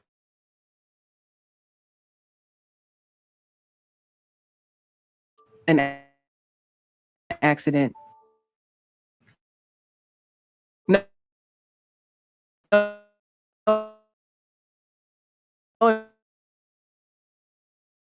investigation into who might have wanted them gone. No car had been running. No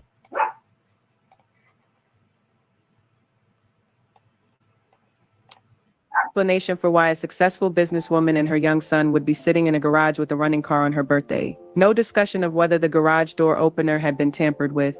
The timeline remained frustratingly vague. Medical examiner's office refused to provide specifics. Even more troubling, the complete absence of any mention of witness interviews. In a residential neighborhood where houses sit close together, nobody heard a car running for hours. Nobody noticed anything unusual. And here's the million-dollar question as in 2024. Cameras are everywhere. Doorbell cameras, security systems, traffic lights. Yet not a single piece of video evidence was released showing Lyric's final day. Ladies, when evidence disappears this fast, and cases get closed this quietly, that usually means someone with money and power made sure it happened that way. Someone who had everything to lose if the investigation went too deep.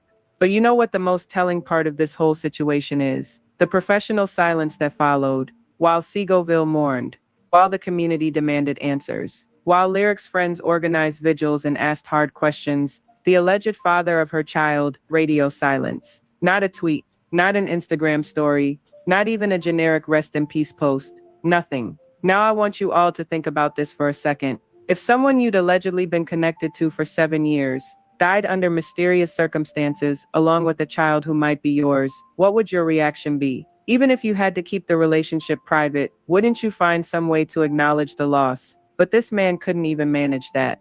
And the more I think about it, the more I realize that silence isn't just suspicious, it's calculated. Because when you say nothing, you can't be quoted.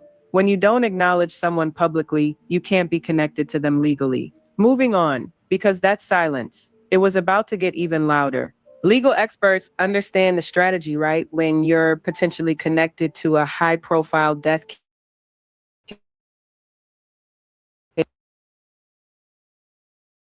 case, even tangentially, your attorney's first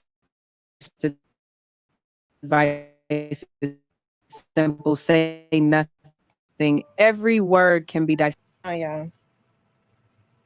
used against you in ways you never anticipated. But this wasn't just any case. This involved a 7-year-old child who may have been his own flesh and blood. This involved a woman who had allegedly kept his secrets for 7 years. 7 years of loyalty, 7 years of protection, 7 years of building her life around keeping his comfortable. And when she dies under mysterious circumstances, when the community is crying out for answers, when little Juice, who might carry his DNA, is being lowered into the ground, not one word. The pattern here isn't unique though, and that's what makes it so infuriating. We've seen it before in the entertainment industry. When scandal threatens, when questions arise, when accountability comes knocking, the walls go up. Publicists craft carefully worded statements. Lawyers issue cease and desist orders. The celebrity machine protects the brand at all costs. But here's what keeps me up at night about this case, and what should keep y'all asking questions in these comments. If this truly was just a tragic accident, why not offer support to the grieving community?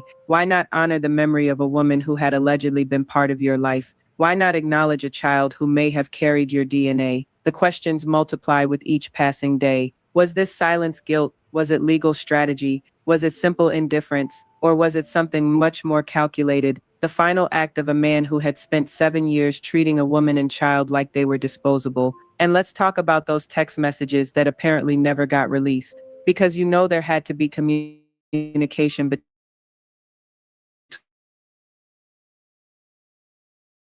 between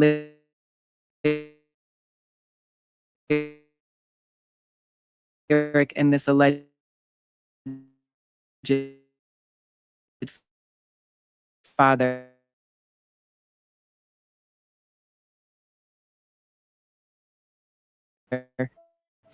Seven years of relationship doesn't happen in complete silence, but more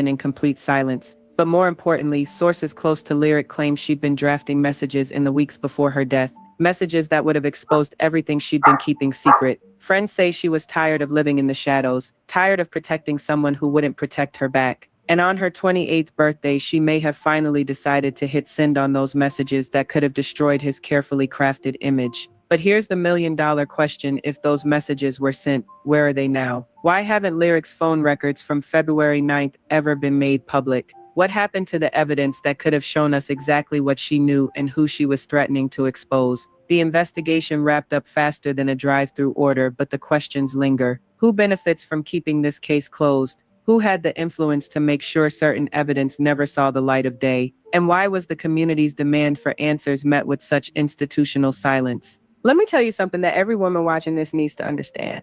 When you spend years protecting a man's reputation while he treats you like a secret, you're not building security, you're building your own trap. Lyric Bacchus was a successful, intelligent, beautiful woman who could have had any man she wanted, but she chose to love someone who made her invisible. She chose loyalty over self-preservation. She chose his comfort over her own truth. And when she finally decided she was tired of being hidden, when she was ready to step into the light and claim her place, that's when she became dangerous. That's when the protection stopped and the elimination began. Because powerful men don't just walk away from women who know their secrets, they make sure those women can never tell those secrets. Girl, this case isn't just about Lyric and Juice. This is about every woman who's ever been told to stay quiet for his career, every mother raising a child alone while the father lives his best life publicly, every Let me say this. If he did this, I don't think he did it because she was planning to expose, that she had a son with him.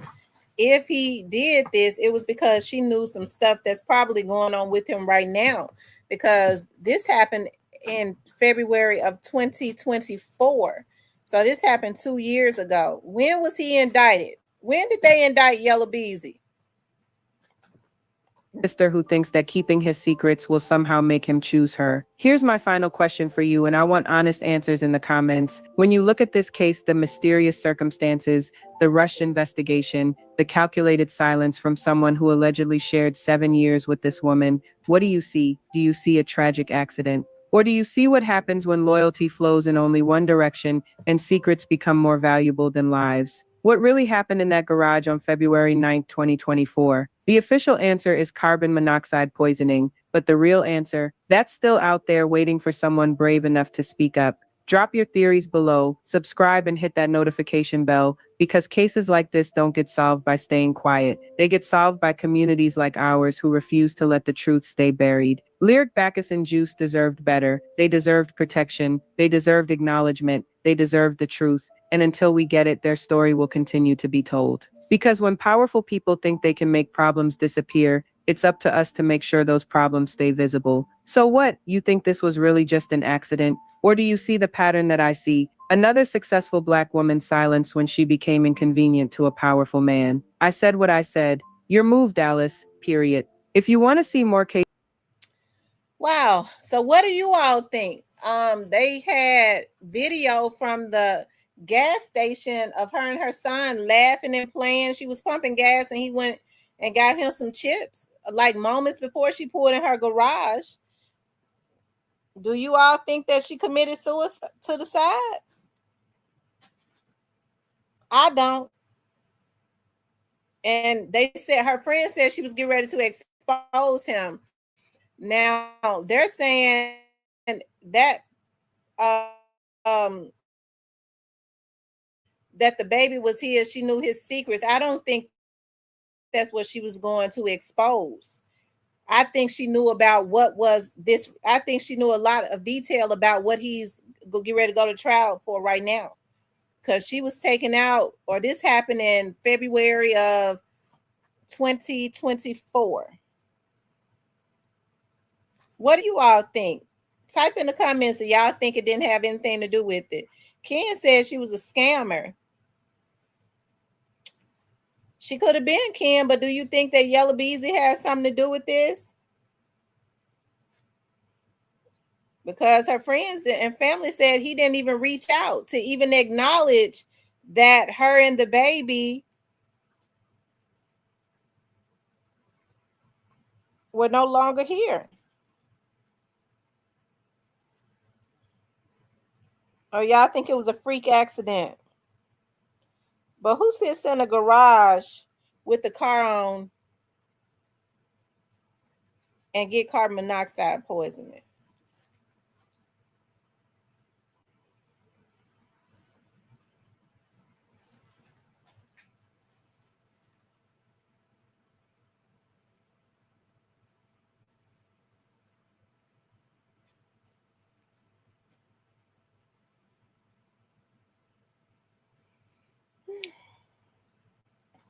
Nobody is saying anything. Let me see. What was her name? Lyric. I'm gonna see if he paid for her service. The family say he didn't do anything.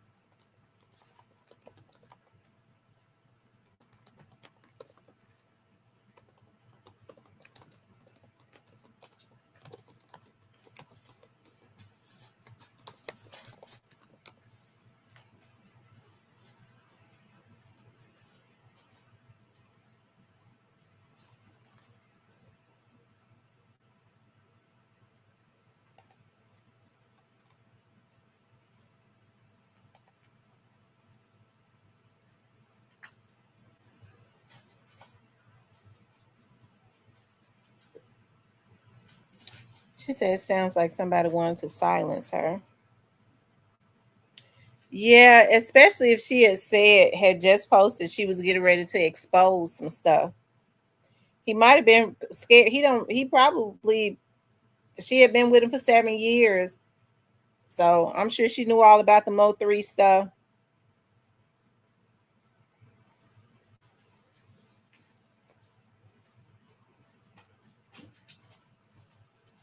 He didn't know what she was going to do.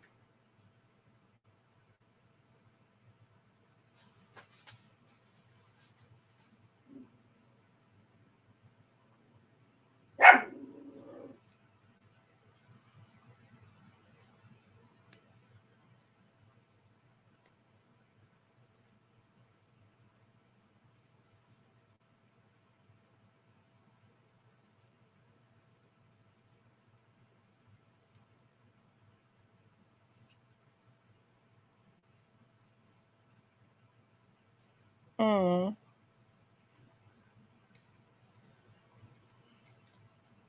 I mean, what happened is definitely suspicious. It is. They said her and the baby was still in the car.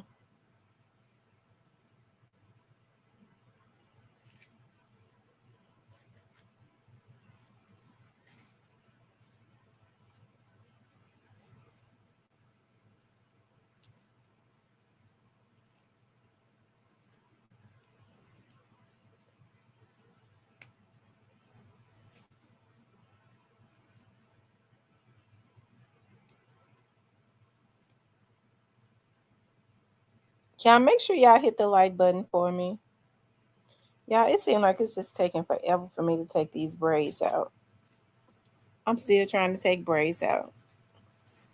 I don't know why in the back, it just seems like it just never ends. I get through with the front real quick. The back, it takes forever.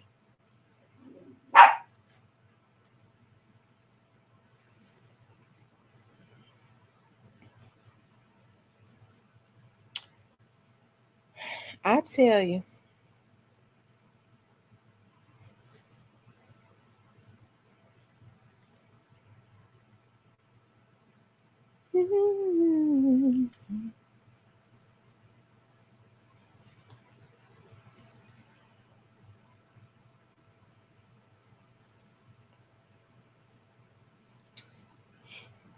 Y'all make sure y'all hit the like button for me.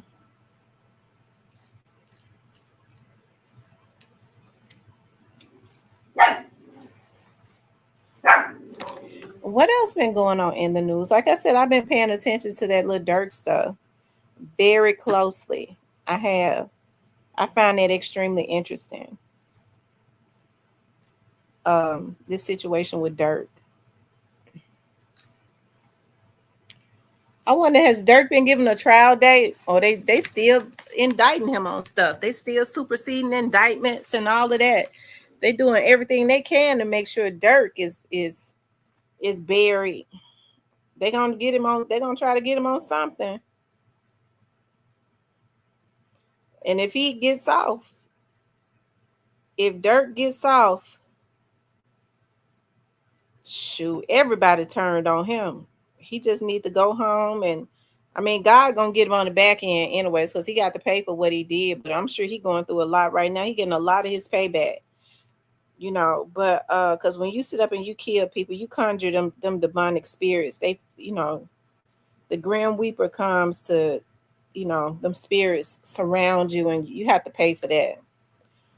When you call yourself gonna play God and take somebody out, it comes back to haunt you. But if he just so happens to get off, I'm sure he already know he can't trust nobody but his wife and his mama. That's it. Because everybody and their mama turned on him. I mean, even Dirk mama was saying that the people at the church and everything that was kissing her butt when Lil Durk was giving back and all of that, they done turned on her. They done turned their back on her. I guess they feel like they can't get nothing else out of her.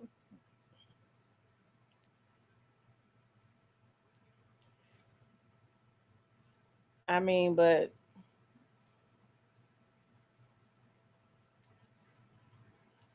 that's the reason. But that's and she seemed bothered by it too.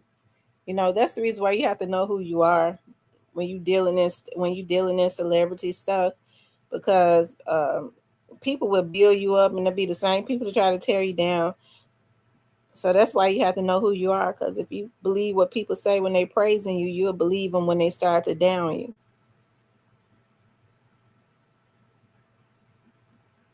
I said church is about money. Yeah.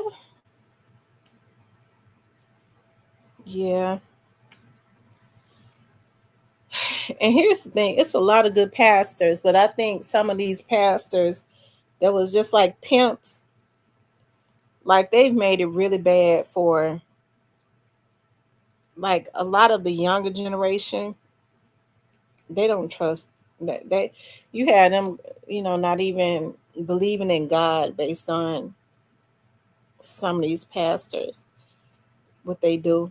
My dad used to say everybody one call, some of these folks just went.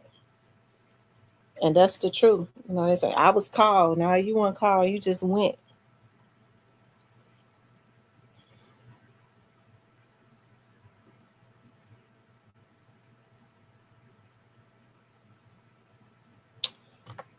I tell you.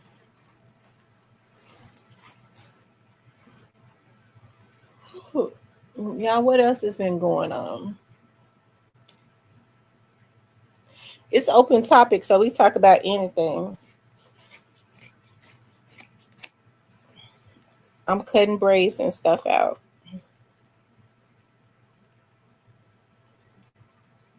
And talking to y'all.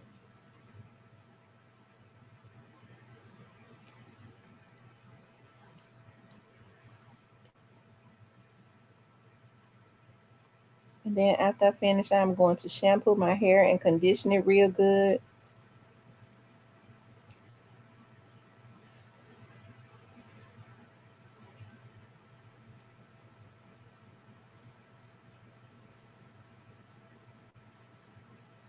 Hey, New Money, how are you?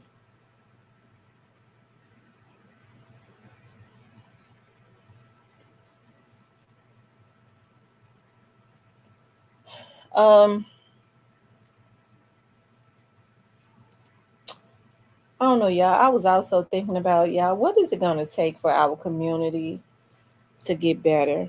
Like, it seems like our people are so lost, a lot of our people. And it's a lot of people in our community is totally intelligent, capable of leading, it's a lot of Black people that are totally educated, got common sense, all of that good stuff.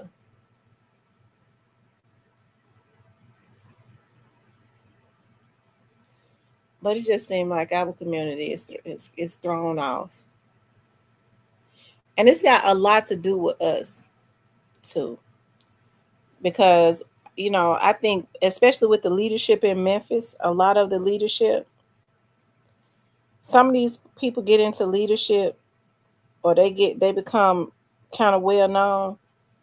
And they do that so that they can get the people to trust them.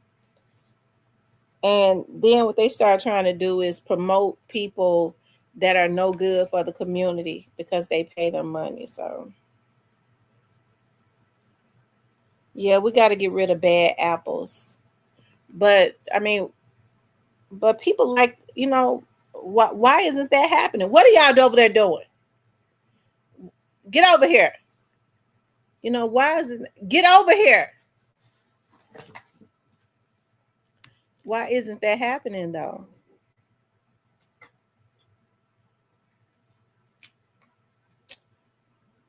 How do I think the lawsuit against Bag is valid? Well, if she got a contract, if she has a contract, if she has text messages, if she has any type of proof, okay, there's going to be some type of validity to it. I'm sure she's not going to get 100 million because he ain't got it. Okay, she already know that. But if she got text messages, contract, any type of proof, he gonna have to pay up. And I mean, and she probably do got some type of contract. I mean, contracts don't mean nothing to him. That's the reason why them creditors be at him, because he don't care about no contracts.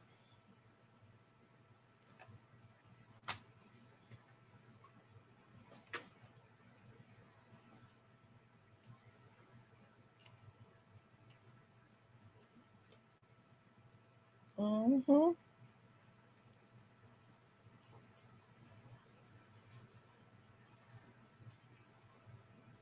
She's been real quiet. Has she said anything lately? I hope she got a husband, or a man that can protect her.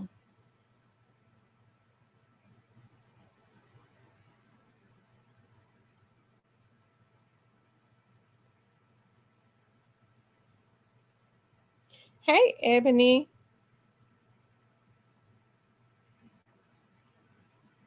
Well, I'm sure her lawyer probably has told her not to say anything.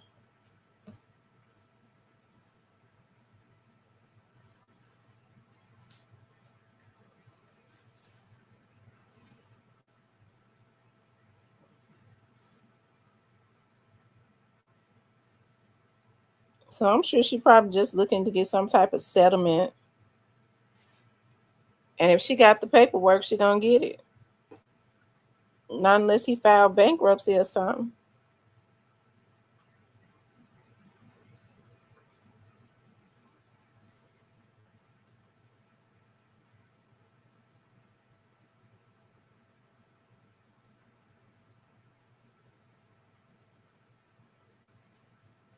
I'm glad that you do, Ebony.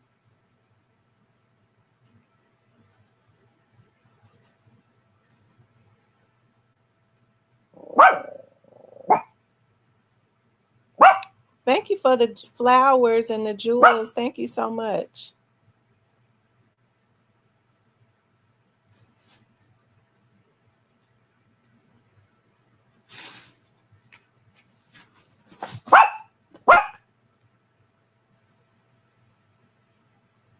Y'all make sure y'all hit the like button for me.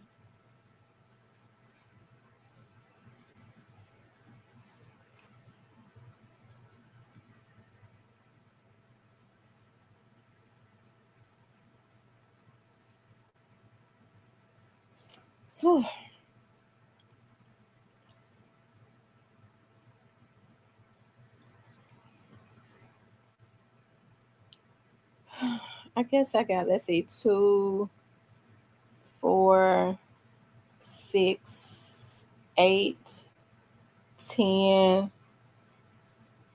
12, 14. Oh my God.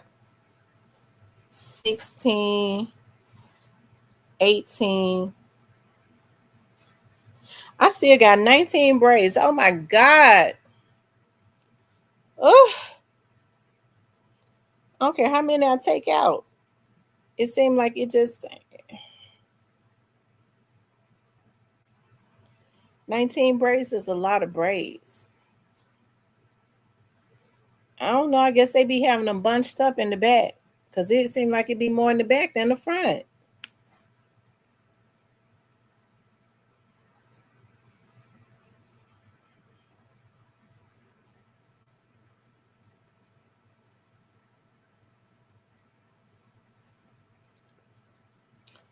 Yeah.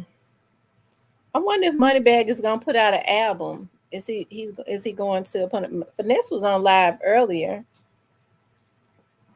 I think Finesse stressed out. But Finesse making real good money on stream. Finesse is making a lot of money on stream. And he be on stream all day. But I think Finesse 2 Times need to I think Finesse 2 Times need to go to a rehab. I think he need to go get in a rehab because he messed up. Poor old thing. He messed up.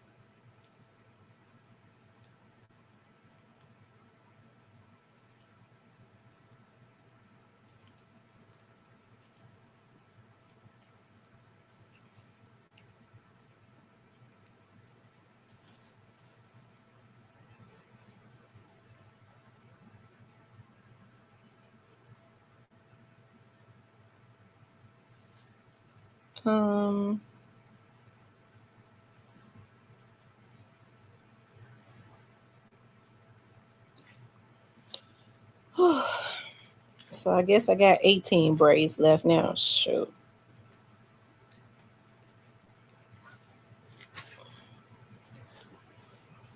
I will stop, but 18 braids is a lot of braids.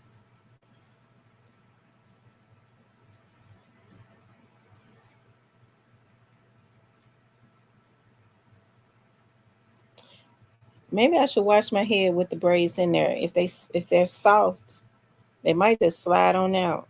I probably should have did that anyways. If they're wet, it'd be easier to slide out. Hey, I digress.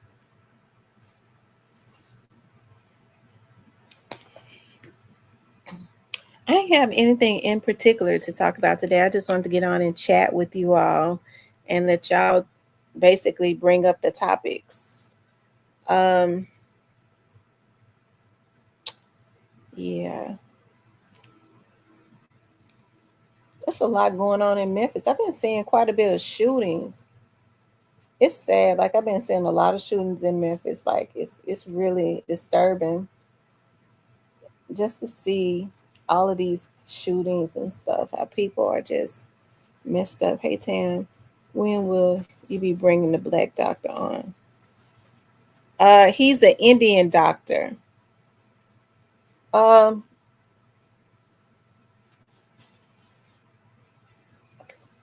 Let me send him a minute. Where my phone at? He normally texts me every morning. He ain't texted me.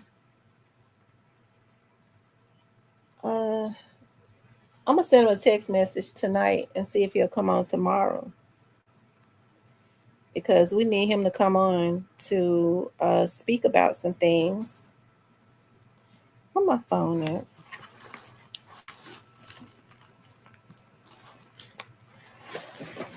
See, my shoes came today, y'all. I need boxes and they look so cute. I'm gonna text him tonight. Let me show y'all my shoes that came today.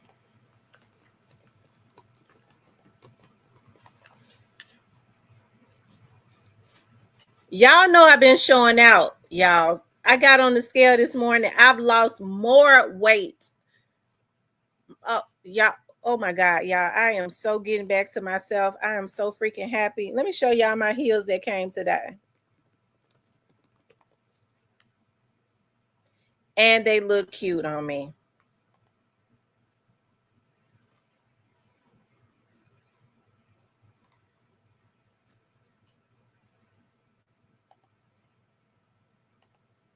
I know the men don't be wanting to see this. Like, oh, why she always showing her heels?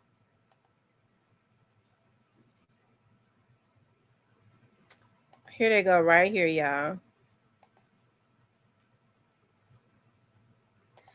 I got that color right there, and they look so freaking cute. They look so freaking cute, and they're not even as tall. They're not even that tall because I think they're like maybe 3 inches. I think they're like 3 inches. And I went into dealers the other day, and let me tell y'all something. I mean, in Macy's, and here's the thing: they are on the clearance rack. They are cheaper if you go into the store because I got it on sale. Well, now it was $49 on here, but when I went into the store, it was like $23. They didn't have the green in the store. They sold out. And I had been waiting for that green because I know sometimes they'll find the shoe and they'll add it back into the stock online and other stores from out of town.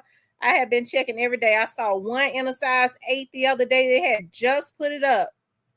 And I hurry up and got it. And you see that size 8, I got the last one. When they added it back to the stock, I got that color. But when I went into the store the other day, I got this color and it looks nice. And I normally don't like no white shoe, but that shoe is not white. I got it because I was like, dog, you know, it's not white. If I was to put on like a casual outfit, like a black casual outfit or whatever, or if I wanted to wear like a suit, a black suit with like that's more like a beige or something. What color does that shoe look to y'all? Because I don't wear no white shoes. It's not white. It's like offish white. They say it's light pearl, but I got that one and I went into the store. It's like $23. It was on the clearance rack. So I got that one the other day and I got this one today, this green one.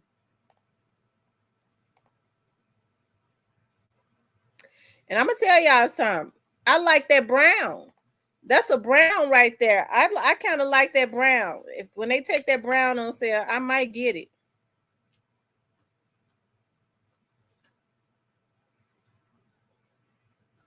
Cause I like to wear like red and brown a lot. I really do. I like to wear red and browns. And I always and this is my thing too. I love to get a cute gray dress and put on some red heels with it. I don't know what it is, like it just pops. Cause yeah, it's like a bone color. And here, y'all, I really overdid it. Here, I'm gonna show y'all the shoes I ordered today.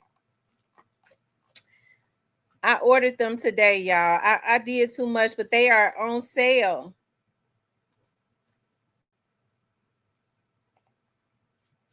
I'm not gonna order no more shoes though. I'm not gonna order anymore. I've just been so happy to get back to myself. Let me show y'all. These are the ones I ordered today. I ordered this emerald green shoe right here. Now this heel is not as tall as the heels I normally get, but I like it though. I would be able to walk in it longer.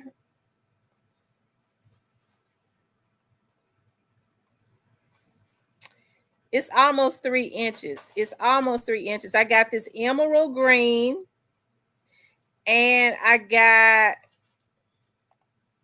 this deep ox blood red. That is so nice.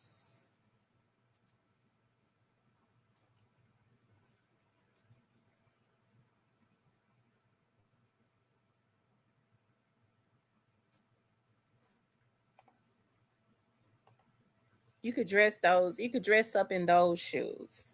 You could really dress up in those shoes. I'm able to get back in my suits and stuff now. And I remember I used to buy so many suits, like Tahari suits. Oh my freaking God. Like I got so many Tahari suits. I love them. I would get them from Macy's, from Dillard's.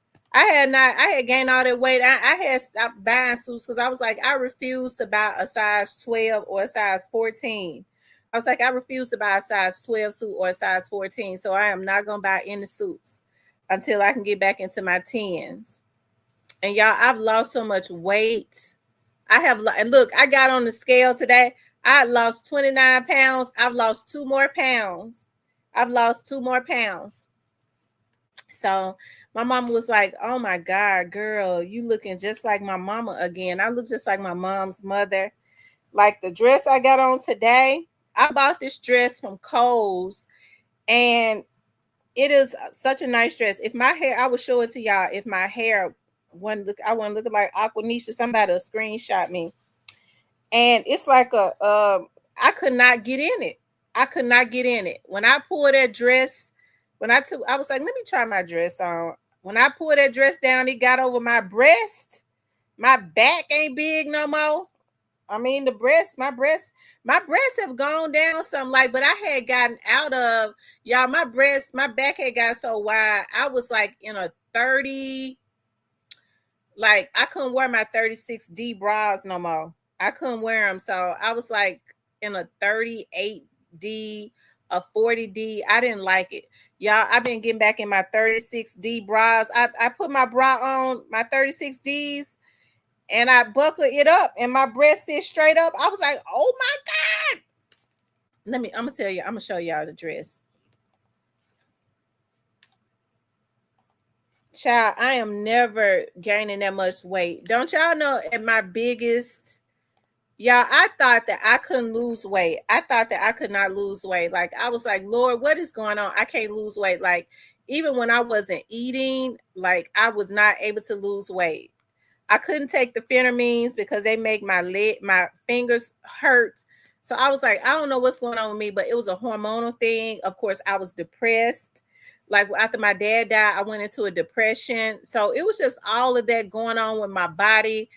And it had a lot to do with weight. A lot of people feel like women that gain weight, that they're overeating. A lot of it is a hormonal thing, especially when you are depressed. And it's the hormones. That's why I don't understand how women, because I've always been, I was always thick, but I was always thick in the right places, right? I was never fat. I had gotten fat. At my biggest, I was at 200. I remember I went to the doctor and I got on the scale and I just started crying. The doctor was like, well, he was like, well, don't cry about it. All you got to do is just start exercising. And then he was like, do you want me to put you on some antidepressant? I was like, no, I don't want to be on no antidepressant. But he didn't even say anything about hormonal stuff. I had to start learning about hormonal stuff as you get older, how it makes your weight fluctuate. I got on the scale. I was 246 pounds.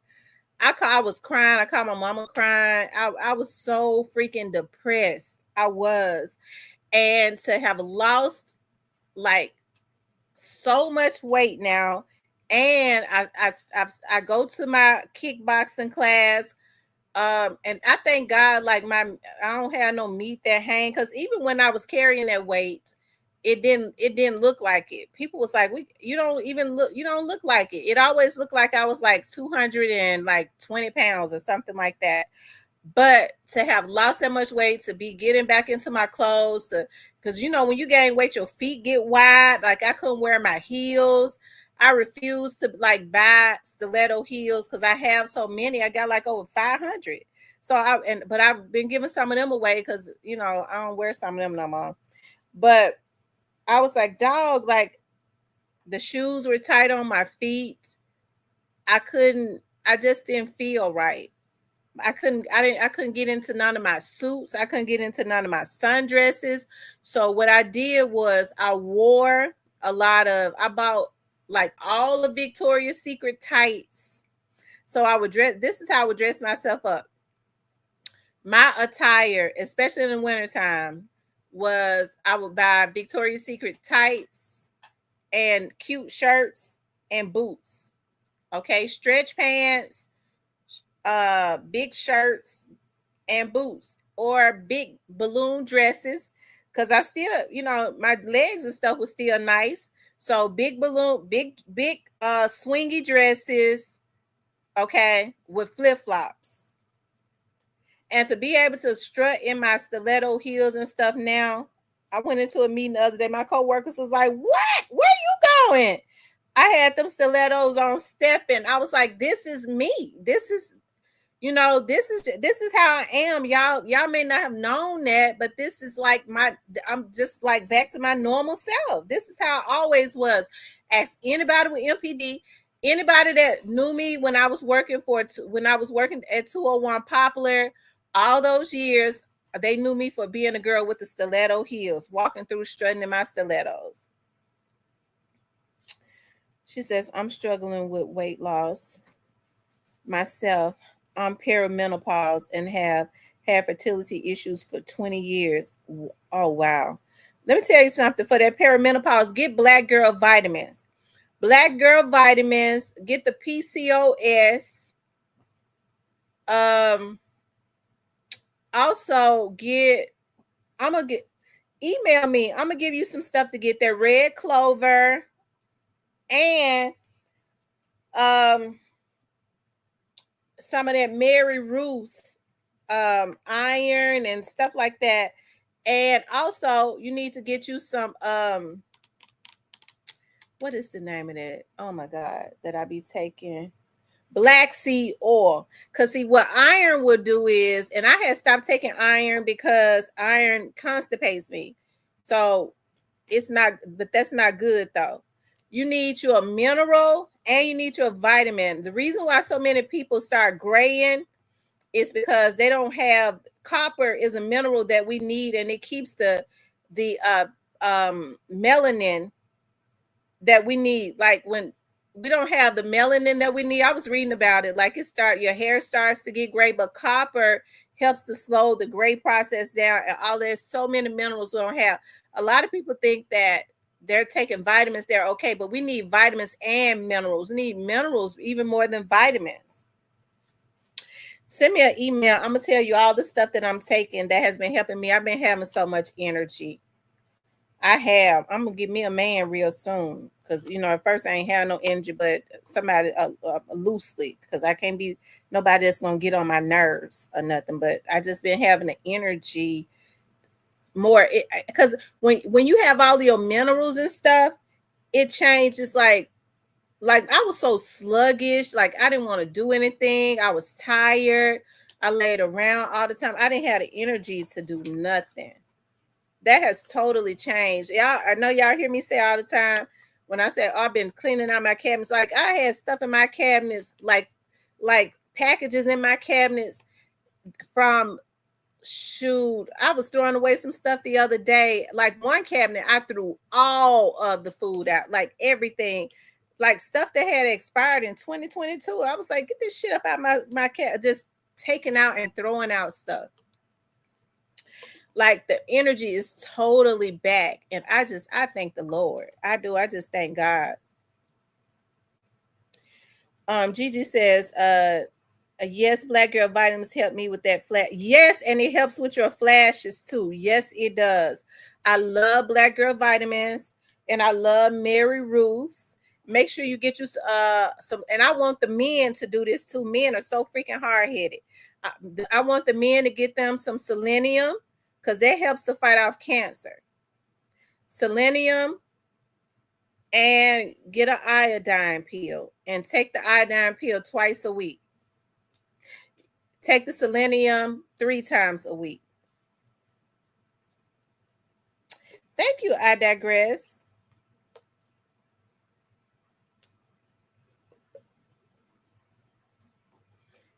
When you take your vitamins and your iron and stuff like that, your hair and stuff grow back so fast. Like my hair has always been thick, but wearing those braids, it had really took a toll on my edges. My edge is so healthy now. Yes, selenium is great. It's a mineral that the body needs. And I was listening to this doctor from over in London do an interview, and it's talking about cancer. And the doctor just said boldly, he said, why don't the American doctors tell the American people to take a selenium vitamin, a selenium pill, get selenium supplements? That will cut down on all of that. He said, I don't understand why they're not promoting selenium in the United States. Yes, oil of oregano is really good too.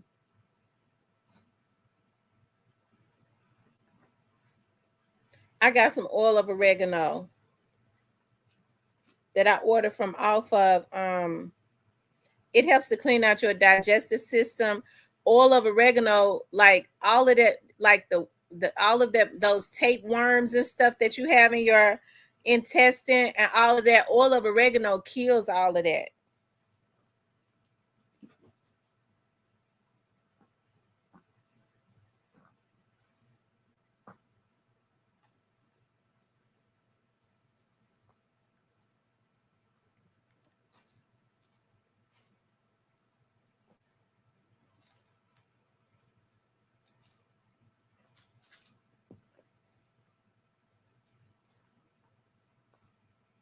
And then too, y'all, I don't think it's no more men in here. I think the men left. It's just us up in here, ladies.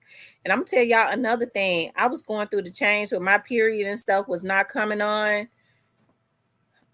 Since I've been taking them vitamins, I've been taking the red clover, the Black Girl vitamins, the liquid iron, Mary Ruth liquid iron, child, that period then started coming on back down.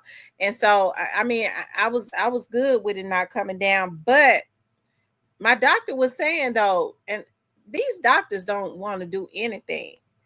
He didn't even try to tell me. He was like, I tested your blood. You're not in menopause. You should still be having a period. You're still ovulating. And he told me one time, I don't know how he would know that. You're still ovulating at the rate of a woman that's 29 years old. I said, I know damn well. I said, listen, my period comes when it don't come as much anymore. Child, it's coming. It started coming back down. But it could be too because I'm losing all this weight. My metabolism is burning again. I'm exercising. Like my body is regulating. My body is regulating. Now I could have did without the cycle. I'm just telling you that right now. I could have did without her. Oh, I'm sorry. He said, Miss T, I am a man. I'm sorry. I'm just talking about cycles and stuff.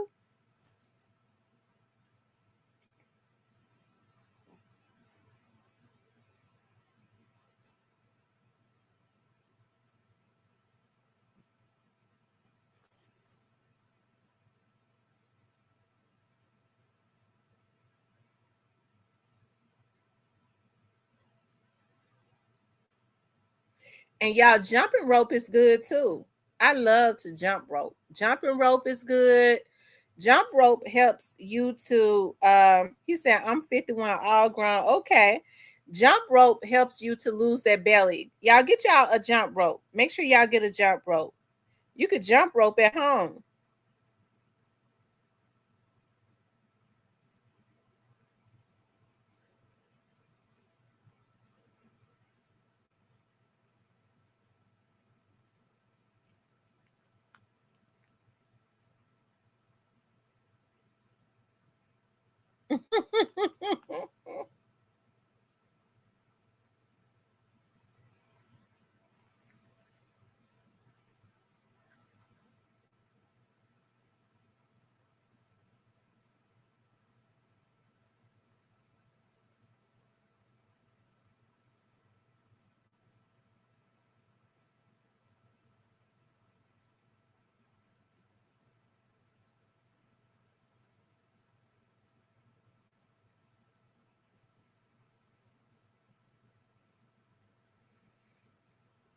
Mm-hmm.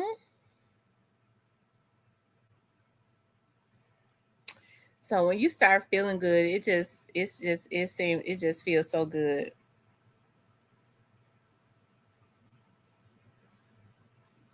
I started thinking about, I was like, I got some sundresses that are 14s.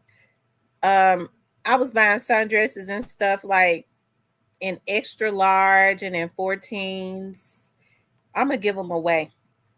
So if you're 14, I'll give you some of these sundresses because I'm never gonna be able to wear them again because I'm never going back to a 14. I'm almost back in I'm making it back to my 10s. I'm out of my extra large tights. They ain't tight no more. They loose. I'm back in my large tights. When I get back into my mediums, I'll be back to myself.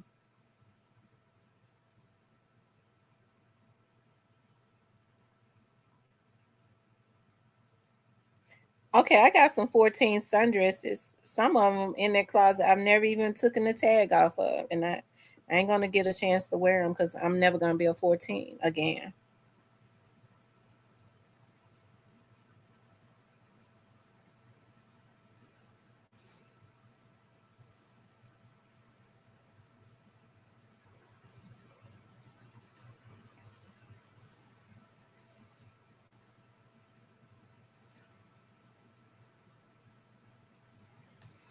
Oh, let me show y'all the dress that hold on. I think I got this dress from Kohl's.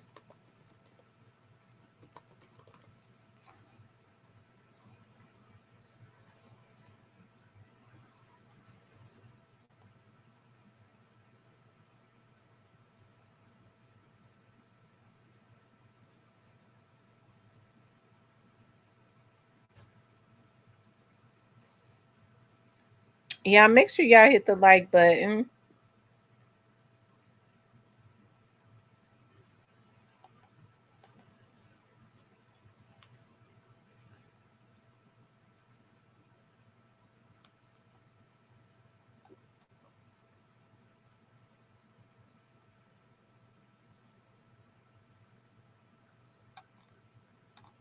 Hold on, I think I got this dress from Kohl's.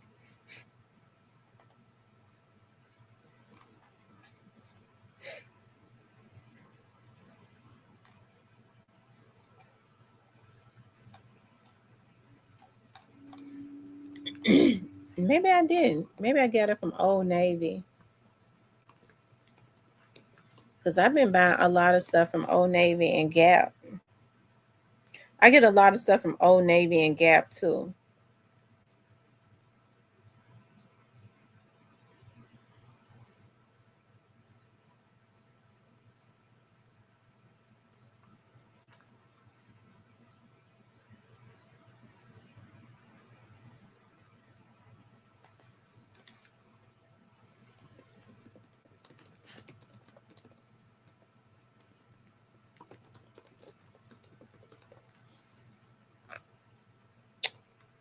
I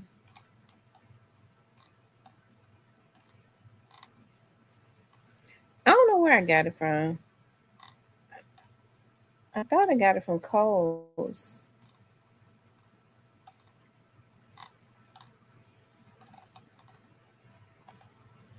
Y'all, I'm gonna tell y'all something. These dresses right here, you can't go wrong when you get these dresses right here. I'm gonna tell y'all right now. Hold on.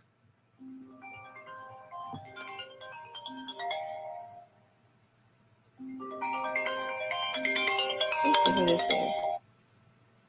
Hello?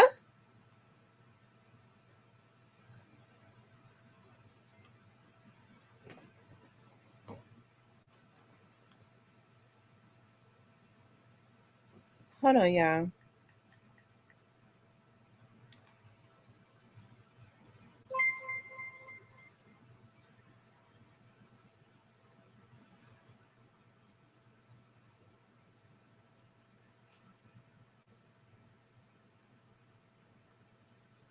Oh, wait a minute. Let me call him back. I wonder why he hang up when I answered the phone. Hold on.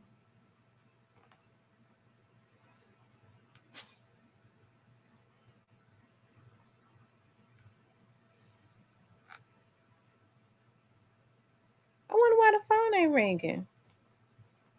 Oh, yeah, that was Mr. N. I'm trying to call him back. Y'all, I'm gonna show y'all some dresses that you cannot go wrong in getting, and I think everybody should get them.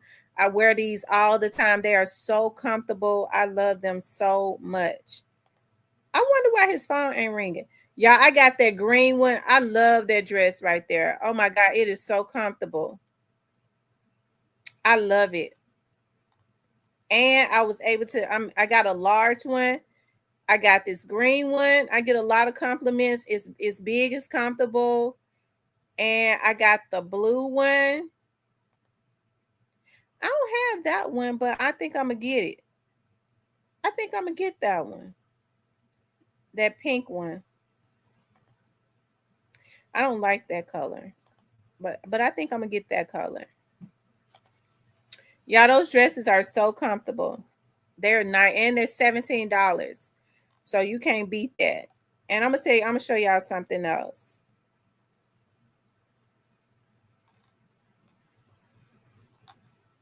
I got this, and I wear this. It's flowy. It's almost like a balloon, and I wear them with heels, and I get a lot of compliments.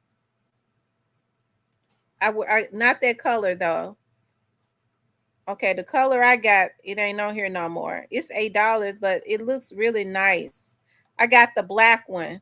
I got the all black. It's really nice. And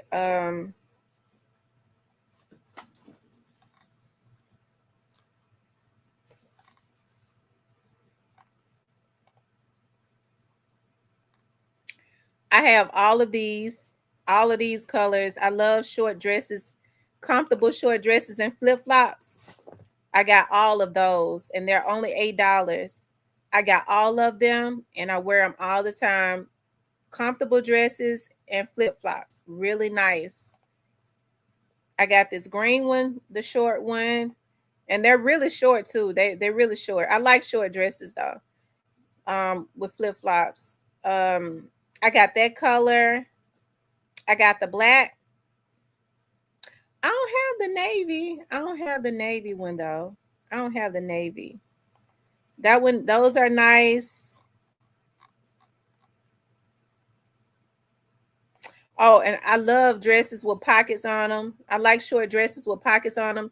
You could dress up or down. I normally put on heels with them to dress them up. You could dress it up or down, flip-flops or heels. And they're really cute. Let's see my color. I got the black one. I want to say I got this one. And then in the wintertime, you could wear them with boots. You could wear them with boots. And if you want to, you could put tights up under them. Yeah, I dress comfortably too. I like clothes that you could dress up or down.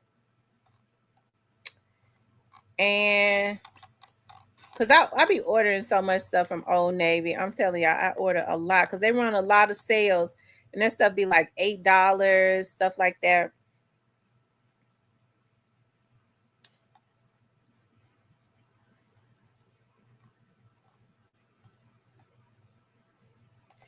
Dresses like these swing dresses. This right here is so me.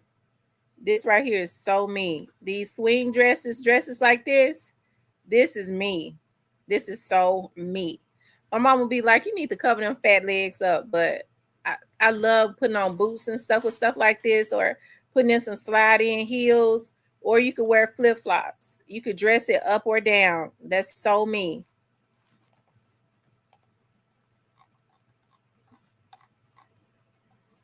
And what else?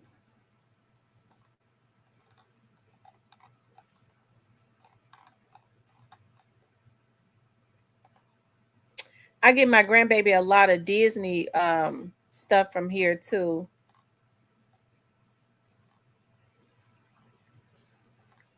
But if you want sundresses for cheap and stuff, Old Navy and the Gap is the place. Old Navy and Gap is the place. And Kohl's.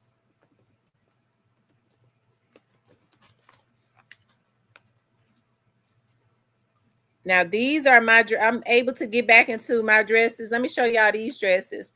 They used to be really expensive. They're not as much anymore. I promise you, I love them so much. This is one of my favorites. One of my favorite designers.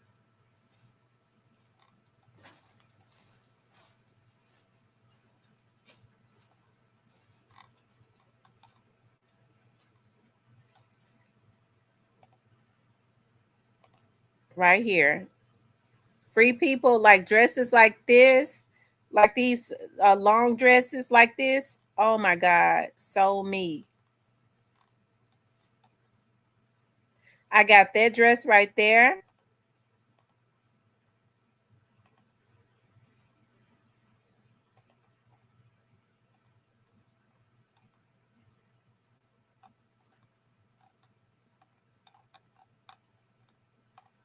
Free people, I love their stuff.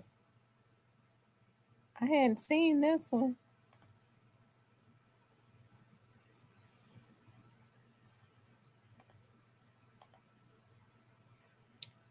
Because they have a lot of high-low dresses. I ain't going to even tell no story, y'all. I'm getting that dress. Yeah, I'm getting that dress. I'm telling you that right now. I love it. Look, it's high-low. It's kind of long in the back, short in the front. That is so me. And I could put my boots, because I wear a lot of bear paw boots. I've already gotten all the bear paw boots with the heels on them, so I still got them. I got all the colors. You dress it up with that. Like, even like in the fall time, you're going out with your friends, you put on your boots with it. I don't even think they continued the ones that I be wearing with the heel on them.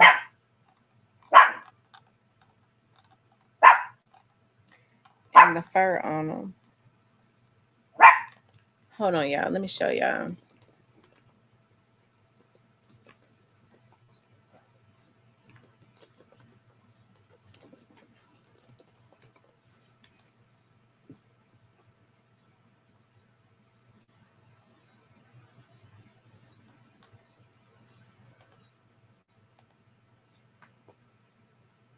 Yeah, the ones that got y'all, I don't think they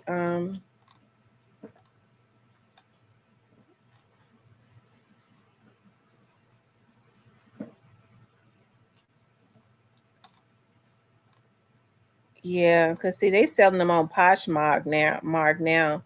I'm getting ready to show y'all. But I got these in black and in red. These particular ones right here. These. And they are very comfortable. I wear these all of the time in the winter. But I got the gray. The gray ones don't have heels on them. I got these red ones. I got them in it's got multiple colors on them though. See, I be getting them when they're on sale. I didn't like the white. I don't really like white shoes. Hold on, y'all. Let me call Mr. Ian back. Mr. Ian called. He told me to give him a shout out. I'm getting ready to call him back. I don't know why the phone wasn't ringing.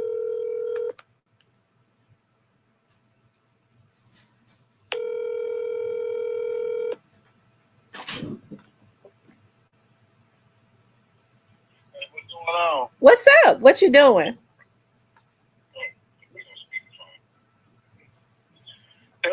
You called me while I was eating. I had called you before I started eating. What's going on though? Nothing. I got you on the show. You want to say hello to the people? Well, that's not good because I was calling you to schedule for Monday. Oh, were you? Well, yeah. Monday at what time?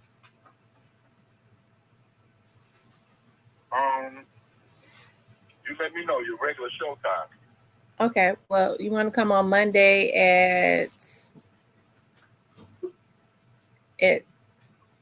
7? Monday at 7? Okay, I'll be ready. Okay. All right. Okay. All right. Let me finish. Okay. Okay. So we're gonna have Mr. N on Monday at 7. Mr. N is promoting his he's showing artists how to get their royalties from these streaming services. So he's into the technology part of it now. So what he does is that's what he's going to be promoting, showing these artists when they put their stuff out over the internet. I think they can holler at Mr. N and he'll show them how to get their royalties.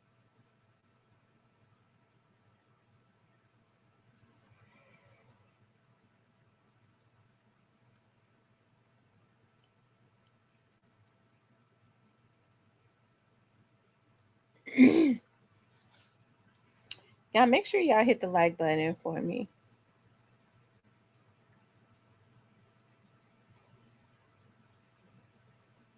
My little grandbaby's supposed to come over here tonight, child. She is on her way.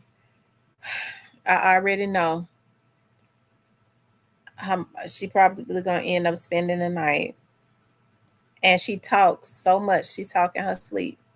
So, and then she sleep real wild. So I know I ain't ready to get no rest tonight.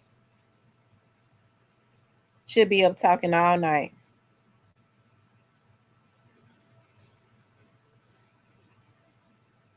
Hey, Kimberly.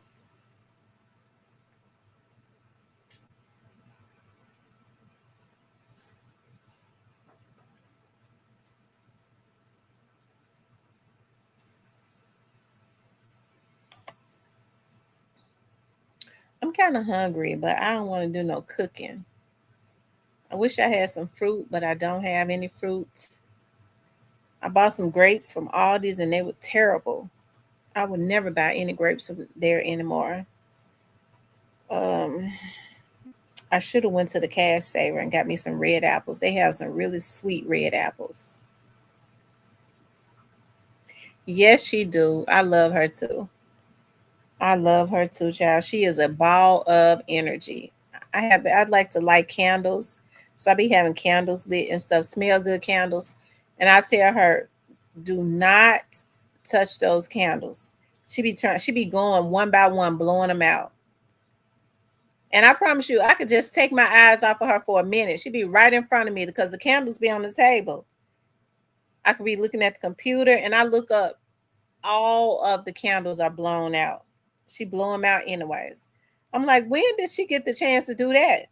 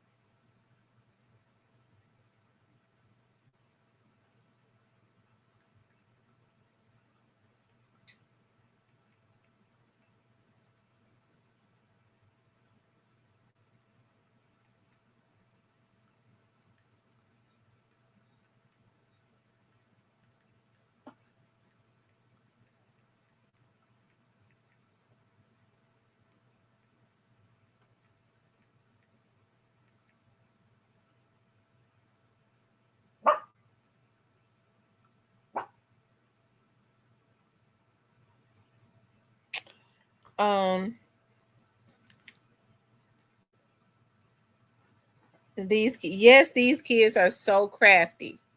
I'm telling you, they are so crafty. Yes, they are. She is something else. She is such a busybody. So I know with her, when she finally go to sleep, she talks in her sleep, and she kicks and stuff. So I don't get no rest when she here. I need to tell her mama to bring me something to eat.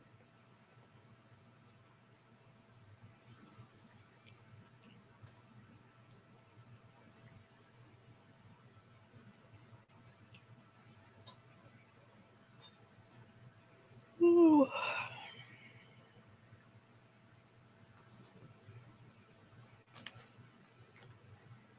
Stop.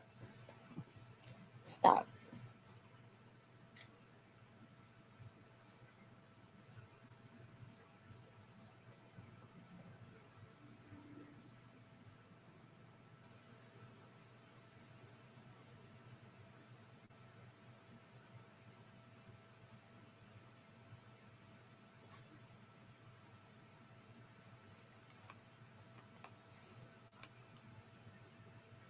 Tim, I know you've been buying shoes since Dillard's got. Oh yeah, Dillard's got a sale too. Ooh, I'm gonna tell you. I'm getting ready to show y'all the shoes I bought from Dillard's the other day. I got it. But you know what? I done asked God to deliver me. I've been asking God to deliver me. I said, Lord, I done lost all this weight and I'm back on my same thing again.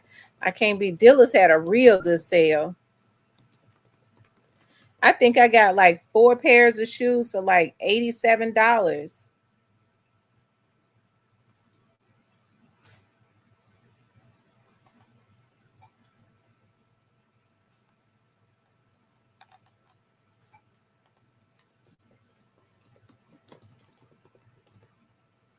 I'm gonna show y'all the shoes I got from Dillard's the other day.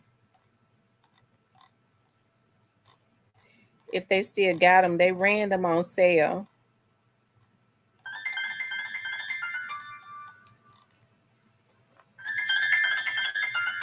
Hold on, you all. Hello?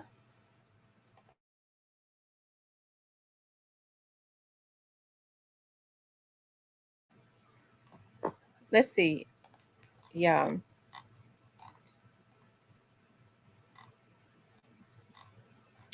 It might have been sold out of them.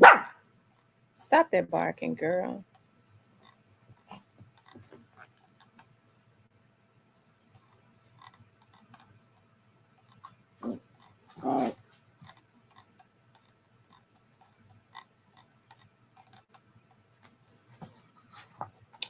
Yeah, I think they've sold out of the shoes that I bought.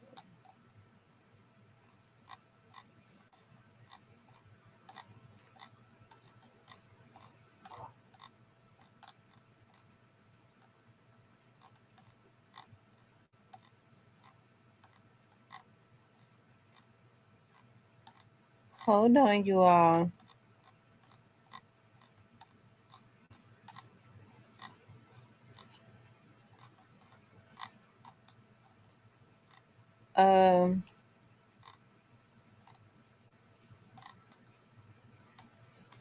Yeah, I think they've sold out of them. No, they haven't. Here it is right here. They almost about to sell out of them though. But I got this shoe last week. It was on sale.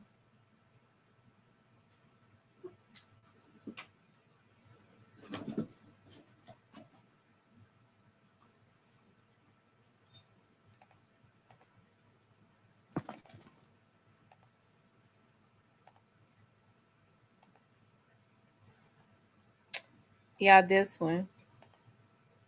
And it feels so good. That's because the platform is high. I wanted the black ones, they didn't have them, but that shoe looks nice.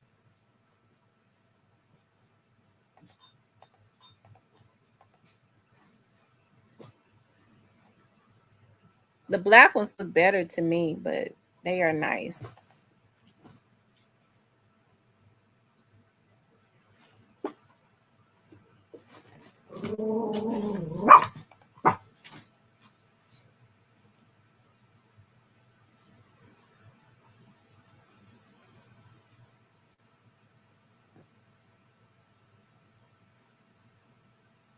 Yeah, I love Bessie Johnson. I love her shoes. They are totally different. I love them. Move. Move, girl. Move. Move.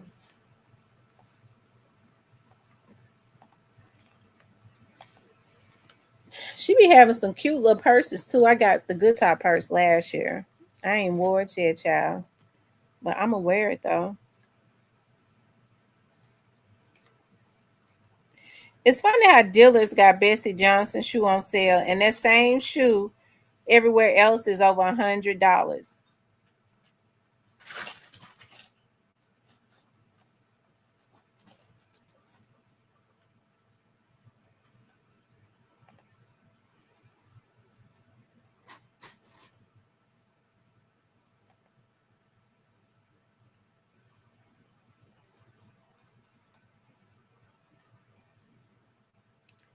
I don't know why, but I like this one, but I would never buy it until it goes on sale.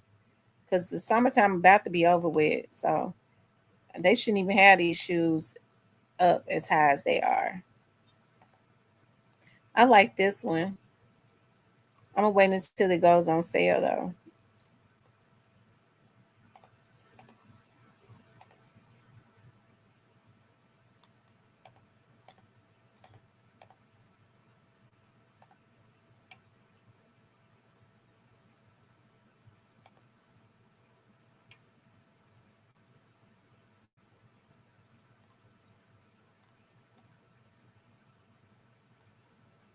Yeah. Her shoes are so different.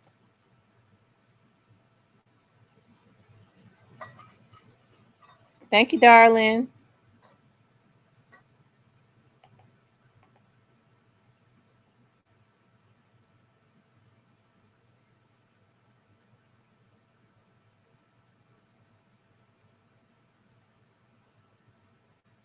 Yeah, dealers have good sales. When they clearing out their stuff, they take them all the way down. They be up high for a long time. Then when they get rid of them, they take them all the way down. So it's always good to wait until dealers right quick. I enjoyed you all. I really did. I gotta finish taking my braids out too. So I want y'all to please like, share, and subscribe. If y'all want to support the channel, you can hit up the Cash App, the super thanks. I enjoyed being on here with you all. I'll talk to y'all later. Have a good Saturday.